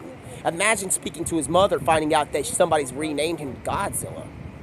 She might be pissed. So you may not want to wake up Mr. Zilla's thing in a sense of line, man, because when you get it, oh, that smells good. When you got to make sure. that when you get things going, you got to make sure it's right. Because when she comes running, she's like, hey, my son's not named Godzilla. I named him something else. He's something better than that. And because y'all out here saying Godzilla, this is a problem. She's having to fix everything in a way. Goodness me, we never even know where, do y'all even know where Mr. Zilla came from? He came from a place that we don't even know. He came from a dry land that was very dry in the sense of humanity in the way that we speak and translate things, because there was sand around there. And there is sand, and there's like oxygen, and there was water. And he's from a place that's not, his name's not Godzilla, bro. That's where he's from. So all y'all that have gone out here and did that, it's like y'all need to go back and speak to Ken that's back in Indonesia and ask him about what's going on and why he's living all alone in this area and as an uncontacted tribe. He said to the last guy that took a photo of him, go and tell these people that I'm an uncontacted tribe, even though I'm by myself. And he's like, that guy took it into consideration and posted it on Facebook, said that he's been with an uncontacted tribe. And it's like, dude, he's like, don't go near there. Dude, does anybody ever go near a place they've been warned about, like, uncontacted tribe? Bro, when I say uncontacted tribe gets, caught on camera, and nowadays in 2024, bro, I wouldn't even go near that place, bro. Not that I say I wouldn't go, to save them, but I'm saying, in the sense of, not in the sense of spiritual, I'm talking about materialistic as a person dude, yo, dude, did you hear about that uncontacted tribe? You're not going to see me get the airplane out the garage right away and get the refrigerator in the plane and start saying, hey, you ready to go with me to go speak with this uncontacted tribe that has not seen me? I wouldn't be that way. And it's I wouldn't rush to it, because if you think I'm going to rush to it, we might as well call in Jackie Chan and start doing the rush hour. Because I'm not going to go to an uncontacted tribe again unless they have willingly said, yeah, man, y'all are good. But what if that uncontacted tribe said, call me uncontacted tribe? And it's that's even worse, man. You might as well call this rush hour phone in the morning, because we're rushing at 4 in the morning to wake up when I just woke up to sleep at 3:49. So basically, Ken is out there and we're doing stuff, and that's just the way it is. And basically they get to a place that there hasn't been that many things going on. And he says it's an uncontacted tribe. Little does Ken know there's been a woman outside of that water for the last 40 years waiting for him to get out.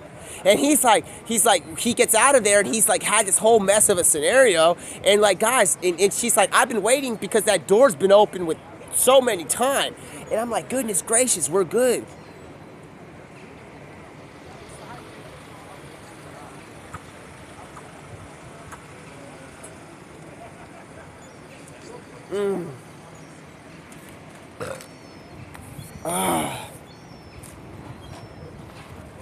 So when people start to depict stuff in sense of non-fiction and fiction, and we need to go into the manufacturing of fiction and non-fiction, we're going to have to get into a science fiction that is about having to uncover the science of what is the total existence of reality is fiction, and then we're going to have to uncover that.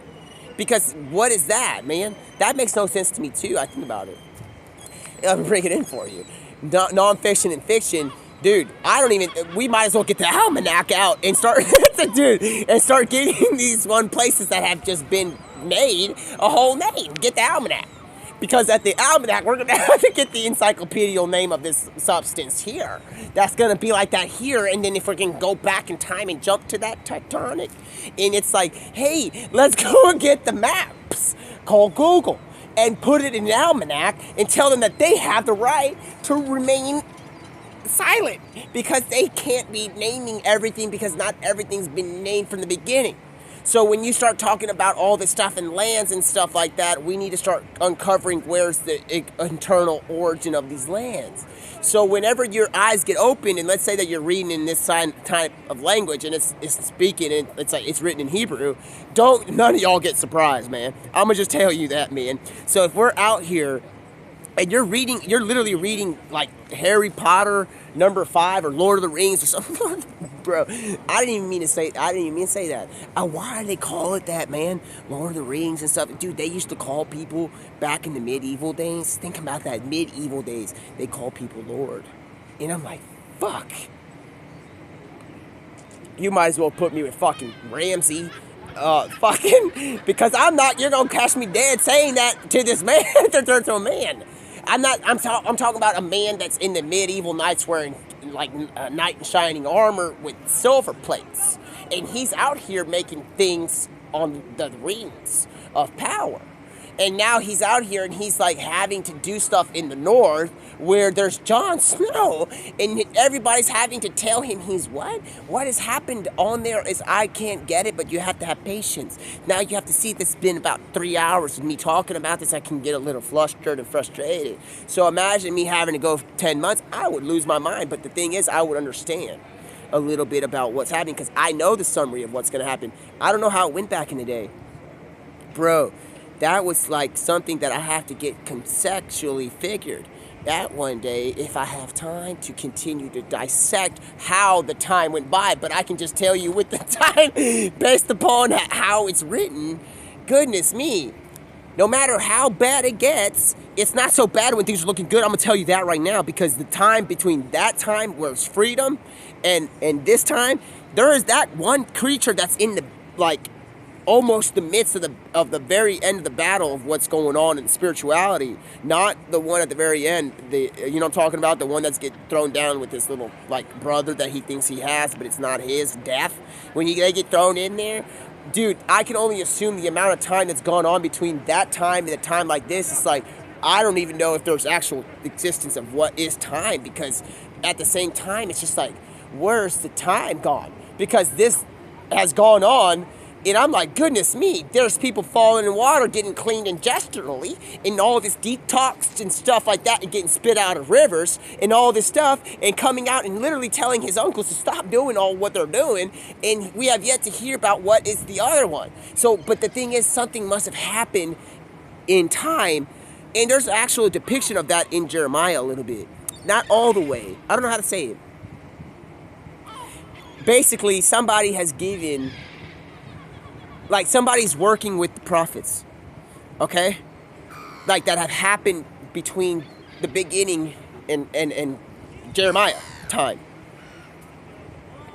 There's like a moment of time where we get like, it's not that he's not omniscient or omnipresent. It's like we get a taste of like what it is to be humanity in time, in a way. It's hard to explain because it looks like, because this is right before like Jesus Christ comes with his mother and stuff like that, but it looks like, have you ever been to a carnival? And like after, like after a carnival, it's like 3 hours after the carnival's sleeping time. It's like the deadline of a carnival. It's hard to explain what I'm trying to say. And like, you come back to it and you just see that it's been littered with stuff that you normally don't even ingest. You're like, what is this? I play football, so me having a cigarette, I'm not saying you can't have one. It's just like, goodness, I play soccer. So like, dog, if you see me running, I'm not running towards the Marlboro. So when you see, it's like in Jeremiah, there's like a part where it's like somebody has returned before Jesus Christ to where Jesus is going to be born. And somebody has done something and gone on around all that area. And it's got to be fixed, man. It's got to be fixed. But it's not that he's not omnipresent. It's just like, it seems, I see like time has gone on and people, it almost reminds me of what is Hamas and all their stuff going on and all that. It reminds me in a way, because like, it's like somebody's gone onto his property. He's left it there. He's sitting there and he's waiting for them to catch the bait. And he's now there. And now after that, it's going to be Jesus Christ and his whole family coming down and the disciples and everybody that, y'all think about that. And you have to come back to this and it has got to be clean. So it's really, really, really, it's confusing. But I start to think about timing like that. If you want to get timing really quickly, that can get quickly very fast, man. Because the time in that chapter is scary. Because we're wondering where, like, look, in a moment, there's going to be, like, the most innocent creature ever. Man, it's Jesus Christ. But it's like going into the New Testament. But So if you look at the timing, it's hard to explain. But if you read it, you'll understand. You'll understand that it looks like somebody's returning after like going somewhere, but he doesn't go somewhere. But he has to give a birth home to his son. And they have gone, and imagine his son being right away, yes, he's human. He's a human in this scenario, but being able to see a lot of stuff. He like wakes up, everybody thinks he's sleeping when he's all cozy, but he's got great things on his imagination. Probably can peek over as fast as he can, act like he's asleep. The best thing ever, and that literally. But like the thing about it is that his property needs to be somewhat sound. We're not gonna just leave it just defiled. And anyway, that's what that chapter's gotten me. It's like some guy's coming in here, and it's like, goodness me, we have to, this needs to be somewhat, like, you know what I'm saying? It has to be somewhat decent for a princess and a king to be born, man, in the sense of royalty. So that's where I kind of get time a little bit, and I try to wonder what we can do with all this time, and what you can't do and you can't do, and it's like, I'm like, goodness me, that's ridiculous, because people try to depict sometimes in the Holy Bible, and I'm not trying to be rude to anybody, it's cut in half in a way. But if you see it, how does it connect so well? In the sense of like being like in the gospel. So Jesus Christ is going to get born. But when he's born, we have these creatures named Roman soldiers doing their police work. But if you look right before, there is like, dude, it's the tower. This place is gone. There's like, we don't even have a security force in this place, but it's still the Holy Land. So it's like, what has happened in between here has been a whole huge cleanup because there's kings coming through. And it's like, in fact, right when he's born, there's kings coming through to give him gifts. But what I'm saying is like, goodness me, it is like, wow. So that's what I'm trying to say. It's amazing. So they went on, but the thing is, he's in control of everything. So even though that his place had to get cleaned up in a humanistic lettering way, he's in control. So if like, let's say that we were living on his arm and we're sitting here, and it's like, and they're over here defiling the land, but they're doing other stuff at the same time. They're doing what they normally need to do, the right thing. It's like, you don't think he can just go like this and see you and fix it himself. And then, but the glory about all this is when in the gospel that Jesus Christ comes in and just goes into what is we could be just on his forearm. We don't even know.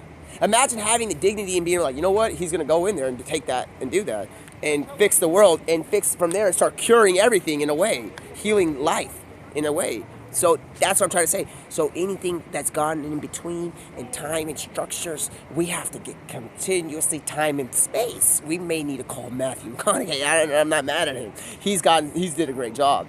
I'm not mad at nobody. Dude, Interstellar, man, goodness me, with the gravity and time, dude, oh my gosh, bro, Matthew, bro, that's such a beautiful name. Dude, that's a good movie, but dude, the gentleman focused on the black hole so much.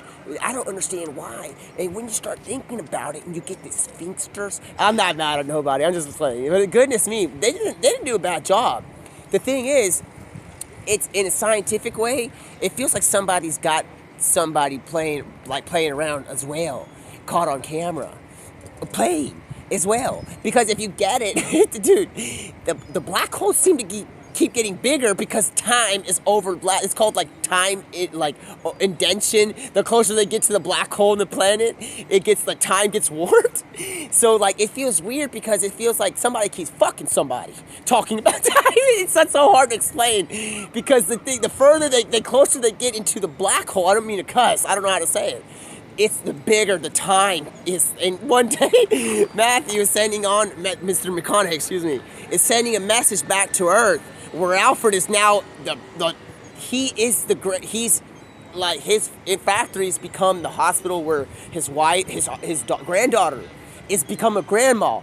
And Mr. McConaughey is sending a message. He's like, he's like 25 years old, gone into space, and he's like, kids, I'm in an interstellar time warped area, and it's near a black hole that seems to be eating and becoming bigger. it comes bigger, and it's like, and he's like to a point where he's like, guys, I don't know if it's okay to be leaving this crop circle place where we got food and I'm cooking food for everybody. Out here, I'm having to jump in a black hole thinking I'm going to become a molecular thing like if in Loki in the things but the thing is he's like banging on these doors and windows and all this stuff and it's like hard to explain. But dude, in Interstellar, I love that movie, man. There's even what I'll tell you something. Even the song that they use in the symphony, it's called Time. I even like that one. It's like it's like, dude, I'm not hating on time, man. I'm appreciative of time. Time almost reminds me of like a scheduling time puncher. And it's like, but the thing is, dude, it's like there's space involved with time. So when you get them together, you might as well call LeBron James and Michael Jordan to do a depiction about who's gotten better. But the thing is, like, it's not about doing a contest. This isn't a sword fighting contest. Unless somebody's out here trying to do something other than they should be doing. Becoming bigger Space Jam creature from wherever they did come from. Because he's having so much origami. So now we start talking about, what's his name? Mr. Ken, and he's out here trying to spit fire like he's super hot. And all these things keep going on. And what the thing is for certain is that no matter if he's in the river or touching the ground, he still has an open door policy to tell you something that may not come in real quick, and I'll tell you more about it. And it's like, not that I'm enticing anybody, but bro. Dude, like, listen, man. When I try to consider things and how they grasp time and space and how we may not know what we gotta do, I wouldn't mind going into space as long as I'm naked. So that's my disclaimer. And I'm gonna tell you that because that means we're able to go. Because if we're wearing the opposite outfit, it doesn't matter. So that's what I'm trying to say. And think about it in another perspective. Let's say that you make it to Earth. I'm not hating. But you gotta wear an outfit to get into Earth. That means that somebody's got you in a place where you gotta be, man. But then that means that how you get interconnected, well, we gotta get interstellar. We gotta call Matthew McConaughey to start doing a time depiction of what is going on and start playing a whole symphony of like the word time and space. Because why we gotta wear outfits to go on Earth? Why you gotta wear an outfit to go to Pluto? Why we gotta all this stuff? Go and ask somebody else why. Because the word Hawaii is still even in Hawaii. And back in Hawaii, where it's not, the things aren't set on the way that they're supposed to be. So whenever you're walking around here and you're acting like you think you got some lipstick on, but you know who you are, and you know trying to take my phone and I have something holding it balanced, and you're trying to say, I got something new balanced for you, and you get some new shoes to get stopping, I'm going to get my four-stepper and call in my brother to start getting inside Godzilla and start doing an eight-stepper. So we're ready to get it moving. So we're back on the Clash of Titans and Cat and all these things. So when we get the eight-stepper, make sure that he gets here. We're going to have to call that Iron Giant to come in here from Disney when he's playing with Fantasia. And it's like the more I talk about it, the more I want to go see this stuff. But the only thing, I'm not here to see their failures. I'm here to see how they're moving as fast as they can. Because when you start grabbing, and they name this poor nice creature coming out the ocean, protecting the oceans, and they're out here, this creature has gone and been named Godzilla. The thing is that there's only one God. So this creature's not the only thing. So the whole thing is we might as well call in Iron Giant and tell him what's going on. Say, hey, I'm going to place myself inside your head and act like I'm running two creatures at the same time at a symphony level orchestra event while we're playing the violin and the Titanic's broken half. And it's not necessarily broken half all the way because there's this metal sheet that spreads across whole things. And we might as well call Jack and say, hey, guys, man, I don't know if I'm going to let Rose go. And he doesn't. So he gets a rose gold medal and he goes and puts it in a pot and he melts it and then he grabs it. He's like, I'm not gonna let go, Mrs. Rose. He's got a lasso. He's got Wonder Woman. It's made out of rose gold. So now that's how we go back to Wonder Woman telling her, hey, why are we doing it? Some people just don't get it through time. But the thing is, how did you jump here so fast? I don't gotta tell you anything more or less. If I'm telling you how'd you jump here. Because that means I got to tell you something because there's a plane flying. There's a crane over there. There's things. this come together, and it's like, well, guess what? Let me get the, even though the water's Arctic cold, I may have to make sure to get the rose gold and lasso it onto my hand before I let go. Because this is not what's going to happen. So let me tell you something. I don't care if we're in melting ice off the Titanic, and I have to go and get an oven and then get it's rose gold stinking. It's not even rose gold. It's still cold. It's got my blood in it, so now we call rose gold. And I'm out here in the Arctic seas, and somebody's out like with the telescope from miles away and hits the iceberg lettuce. And they say this, we might as well get the lasso and put it on here and put it with the thing and start not writing letters on it, because we never know who's going to be there. So when the rotating door goes and it keeps on going, and when you start discussing about the traumatic events that happened on the Titanic, when the guy is singing a song and he's like singing, and Mbappe is about to score a goal in 2024 in the centuries of time, and I'm like, why are you playing this song when people are dying? It's like, dude, we ain't got nothing else. But why aren't you playing a positive note song, dude? Have you heard about that? Let me sing you a song. And it goes like, never what I'm going to say on TV in the sense of I don't ever say never. Like Justin Bieber says, never say never. He's like, it's like, dude, that song, I'd rather have that playing. I don't care what's happening here, man. You're gonna make this worse on everybody. I'd be just like them damn canoe boats coming out, dropping, bro. Get me the fuck off this damn thing. People are singing fucking violin songs while all this shit's happening. What the fuck is happening here? I'd be like, goodness, no wonder they went into the submarine part of the water. Their place was already flooded. They're running, it's like Rose and Jack are running into the water because this dang violin guy's going on where the boats are singing scary songs. I'm like, you got me fucked up. So the next thing you know, that guy is gone on to do something else on a canoe where he puts a woman and children on. He's gone on and done this, and we don't know where he is anymore. And finally, it's like, oh my gosh, this overwhelming amount of water on the Titanic. And then it's like goodness gracious, it's like goodness, man, what y'all got going on?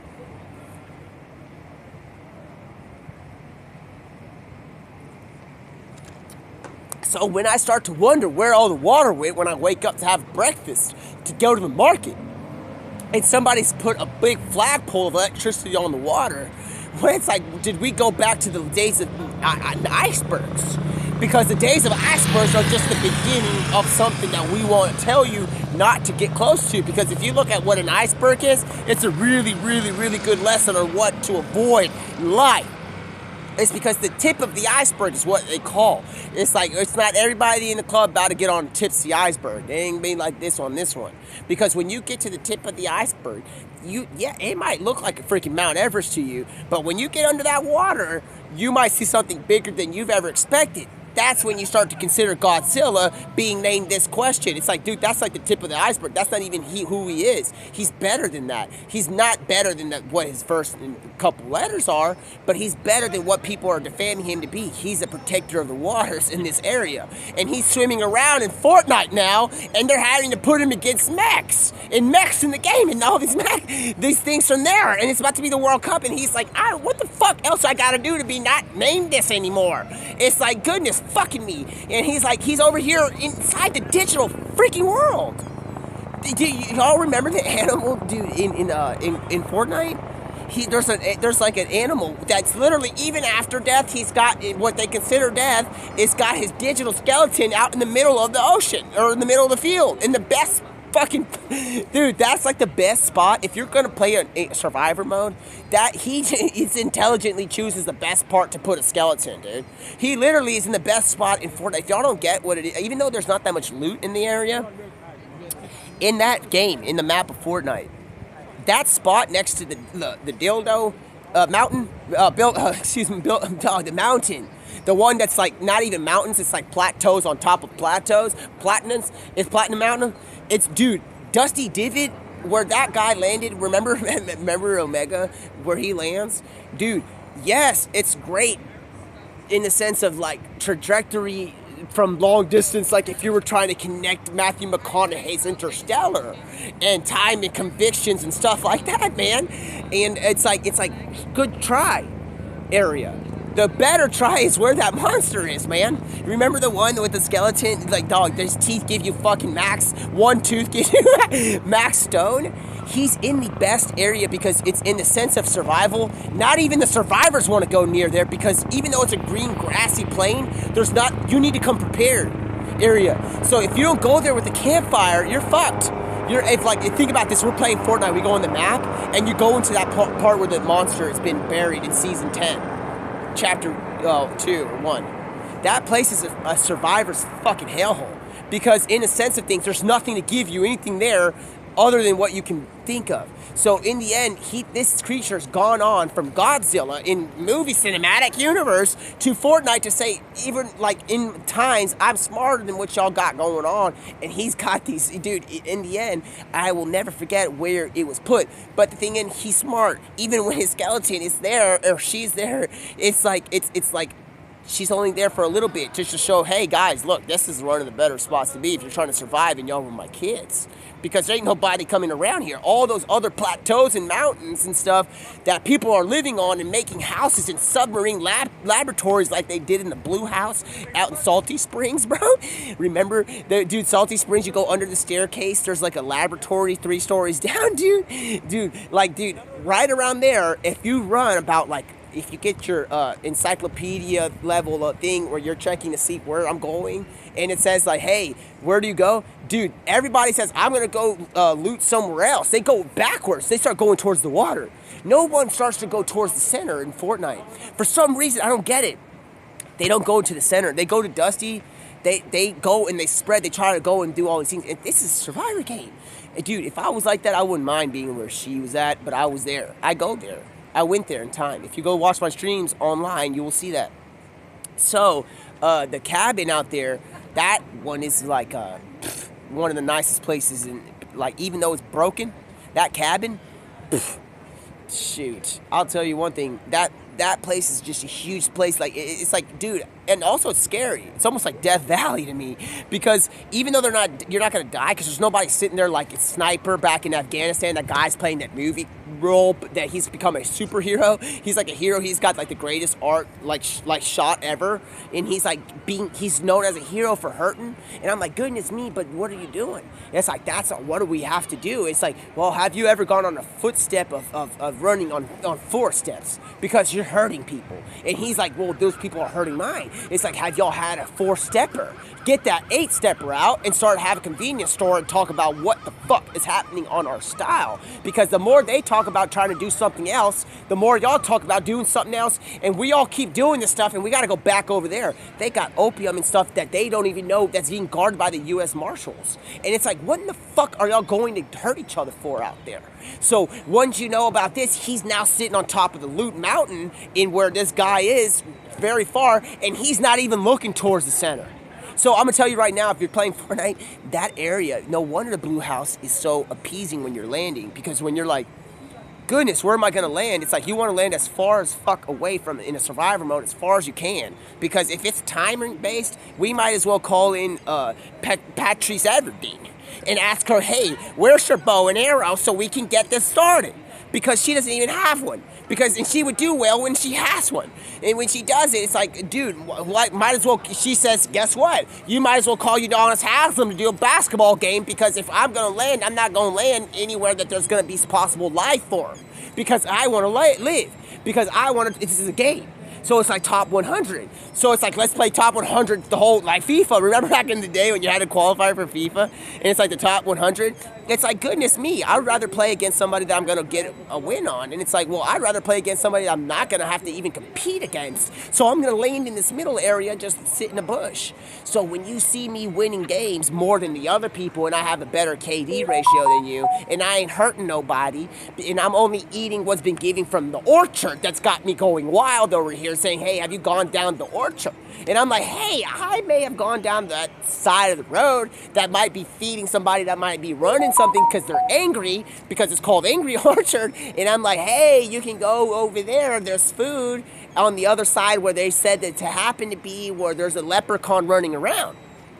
So when you start talking about like sweet tarts and stuff like that and candies, we need to see what's going on in the future. So when you start seeing things, we got to get everything situated and fixed, because not everything turns out to be the way we need it to be. Anyway, but all that is all good, because it doesn't matter how much you have, because in the end, in a way, we have infinite amounts. So when you have infinite amounts, that means we got to go and order some Dunkin' Donuts, because there's a place over there that I need to get to. I need to get back to the office. But the fact is, there's somebody out here thinking I'm going to be doing stuff outside of my changing room. Because after having an event level day like this in my changing room, why would I go outside?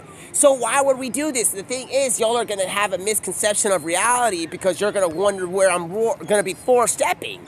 So when you start talking about war, you're going to start seeing me getting my four-steps out and my forceps and wondering I'm going out. Because I don't be doing that. I don't war.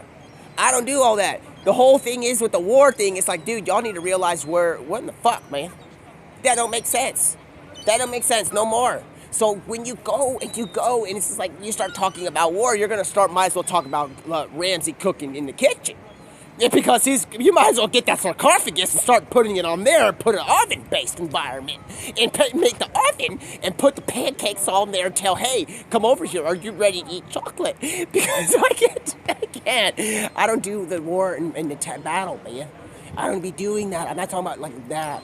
But the thing is, when you start thinking about pancake and sarcophagus, and you start putting them together, pancake might think about, let me put my glasses on like Lemony Snicket. And he's like undisputed amount of like situations that could happen. So it's like when Kanye West is saying, how can you lose when you fall? It's like, are you really asking that question? Because not in a mean way, because that can go into a sense of where, hey, how many court cases can we have when you're talking about winning and losing? But Mr. West, I don't think he was talking about these things. It's like, well, come here. How about we drink some of these? It's like, well, what is the sound of an alarm? Well, for you, Mr. West, what could that be? For me, a sound of an alarm is the sign of life. So when you start talking about a sign of life, and it's like, hey, what is the alarm? Sound the alarm. It's like, goodness me, who is sounding that alarm? Because when you start talking about an alarm going off, goodness me, we need to go and get the roses out. Because if we're on planet like Pluto and we have all these things, we might as well go ahead and get all this stuff situated. So now Mr. Kanye West has made it into the day that we could be calling the World Trade Center sideways, because this building is so big. And it's a theater. And it has it for 5D, but that's the movie for Deadpool 3 with Wolverine, and that's all the way on that spectrum. But Mr. West, how can you lose? It's like, well, what happens when you put a building sideways and you grow and you put people to start selling environmentally friendly shoes with my stuff? And I'm like, brother, I'm not hating on you because you made a Life of Pablo thing, which is like, what in the fuck is happening here? Let me listen to this. Where can we start getting a Batmobile out? And it's like, Mr. West is telling me, hey, he's not saying in a sense of vocal. He's communicating in the sense of, I don't know what the fuck to say, because that guy might have a speakerphone out. So he's out here telling me, dude, we need to get going on top of the thing that might consider what we know as like something that's over there, because there might be something that we might need to get going on the sense of east, because in east it's west, but it's not to get the difference. It's like now you get them together and we gotta start going somewhere with Duncan. And so with Tim Duncan, and now Joker is talking to Batman. So now the thing is, I'm wearing the outfit of Batman, and I go up to Joker when he's got these people on these boats, and I'm like, dog, you got a mistake, but I'm not mad at you. It's like, do you know where all those dang people came from, dude? I'm gonna get straight to it. He's gonna be like, no. He's like, I just gave you the key. And he's like, what are you talking about? It's like, I'm not a villain, and I'm not here to support villainostrophe, and you might as well go get a gastronomy right now and check and see if I have a colonoscopy. Because the thing is, how did those people get on the dang boat? He's like, you think that somebody's out here fucking, like the dark guys out, the evil is out here to get fucking people on a boat in the sense of like, hey, it's a festival. We got to get on these boats and start like teaching this one creature a lesson. It's like, no. Somebody put them on there, man. So, Mr. Thing, let's get things going, because there might be some gasoline inside those things that may have some punctual stuff. But when you talk about gasoline and oil, I probably wouldn't live on top of it. Because if you heard about a fire truck, the fire truck comes when there's a fire. So if you're gonna catch me living somewhere, it's not gonna be right on top of a place that has interleak fire at the bottom. Very ignitable. So when you get and you get together, it might be not something called water, but I would live on top of water because water doesn't ignite when you get one person and he throws a match on there. So why would you do something when you're living on top of fire? Or it's not fire, it's appropriately going to be fire maybe in the future because it can be ignited. Ignition. We might as well call it the mountains, the guys from the Space Jam that were considered to be monsters against Bugs Bunny. And start saying, hey, Bugs Bunny, where's all the place to be living? And Bugs Bunny says, not on top of the gasoline. And it's like, why would you do that? Because I've had sexual lovemaking with Acme. And it's like, Acme? But what the fuck have you been doing, Bugs? I've been gone for 20 days. He's like, I've been gone for some more time. He's like, dude, what is going on here? I'm looking down and I'm seeing something here in your world and it's not loony. And he's like, yes, it is. The whole problem is these people are trying to act stable when they're living on top of Acme. They're living on top of the damn fire pistol. And it's like they're trying to act normal about it. And I'm like, I'm not mad at y'all. No one's fighting. It's like they're in danger. They're living on top of a fucking fire pistol. It's like where? It's like Abu Dhabi in Saudi Arabia under all this gasoline. And if somebody with one stick goes and throws it in the fucking fire, we're all fucked. So in the sense of natural reserves and all that, fuck the natural reserves. I ain't living next to one. I ain't living on top of one. I'm going to the fucking mountain and living on top of one of those. I'm not living near or even, and be careful which mountain you choose because if you go to the wrong one, Mr. West, you're going to go on some volcano. So be careful because those people might think that they're living fine. They got to get moved. Could be Pompeii in another world. Think about it. Not that we're going to hurt them, but what if somebody accidentally lights a fire near a natural reserve? We're fucked. As humans, so talking about war and stuff, I don't even got time for war. Y'all need to start progressing, and then if you got some sort of any fucking sense, maybe in some despicable level of like dissent or whatever, and you have some sort of like situational discomfort and communication, then maybe you might have an argument to be pinned against each other. But right now, if you look down and you look at the world and all you see is oil and just existence, you're gonna be, and knowing that the oil can just light, fuck me. I would move away from where all that explosiveness is, man. This doesn't take genius. Why would you live on top of gunpowder? It's like, hey, I'm living on gunpowder. Hey, guys, let me call Bugs Bunny and see where he goes. But Bugs Bunny's saying, like, I probably wouldn't live on top of that stuff. Because if you're living on top of gunpowder, it's not very stable. And if one person is going to be responsible for all that shit, fuck that. I'm living on somewhere else. You're going to find me living on top of somewhere else where I can go. I'm going to go on top of some water. But I'm going to go on top of the water and fall right in because I can't sit on top of water. So I'm going to live there and I'm not going to become an amphibian like we were talking about. But the longer I go and talk about these things, the longer there's protests going on about what's going on in society. It's like, we need to protest about living on top of gunpowder, dude, because this ain't going right. Something is in that place, and guess what place is really, really far from all that gunpowder? A really lovely place, and you gotta go research it. Don't be hating on it. Don't go to it for resources or something. Don't go doing the other stuff. Don't invade it. Because then you're gonna start digging holes and you're gonna hit yourself. Next thing you're gonna do is you're gonna find yourself spewing oil while you're smoking a cigarette, digging tunnels, and you're all fucked. So don't do it. So I'm just saying that and at that one point where I'm gonna feel everybody's gonna feel bad, and we're gonna be like, what in the fuck's the problem with war? And then you got your fucking problem with war. It's like, goodness gracious, there's one person that's overpoweringly stronger than everybody, so there's no point in war. So it's like, goodness me, whatever. So I wouldn't live on top of gunpowder. But one thing is for certain, I wouldn't mind living on top of a canal where there's boats. Because what is water? It doesn't connect well with fire, but I know where it connects. You ever seen a cactus in the desert and then it has something with love inside of it? Not from 007? You put it together in hot water, not that it's gonna be together, you gotta be tectonic plate around that thing. Because if you put water and fire, something's gonna overlap it for a moment. But if you get time and you ask her, hey, what happened when the water went on top of the fire and the fire went out? She's like, the first thing that happened was that fucking fire got burnt off its existence, and there's no more, but then the water covered it all. But what was the first thing that happened? No one knows. Because the thing is, when you put fire and water together, what happens? The fire goes out in the sense of our speculatory perception of time. But in the beginning, right when they can big smack together, that fucking water is lost its mind. It's gone. It's like, wow. It's like you ever seen the commercial with Sour Patch Kids? They're like, wow. Dude, nobody talks about what happens in the instant that water and fire touch each other. No one has able to grasp the sense of time of what happens. Just because the fire and takes out the water doesn't mean in the sense of microscopic time that fire and water didn't get along for a moment.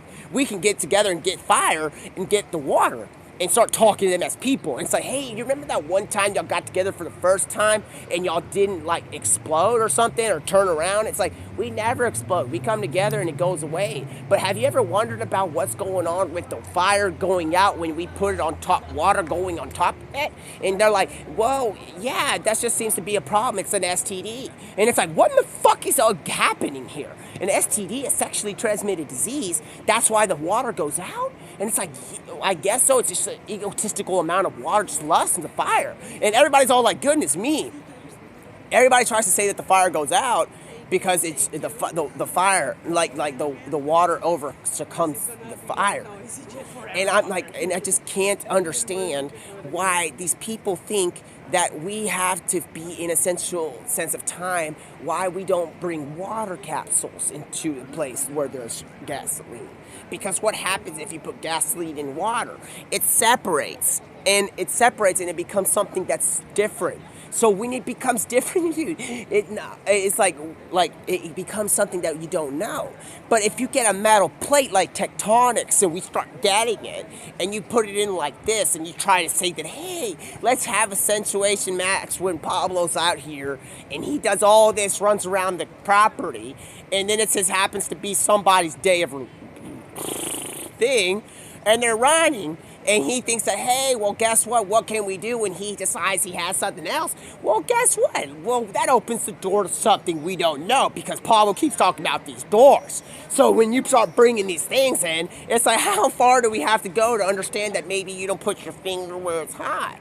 But then when you have a sensation where it's like, goodness, it's like that's a little bit different. I can't teach everything because I ain't got enough time.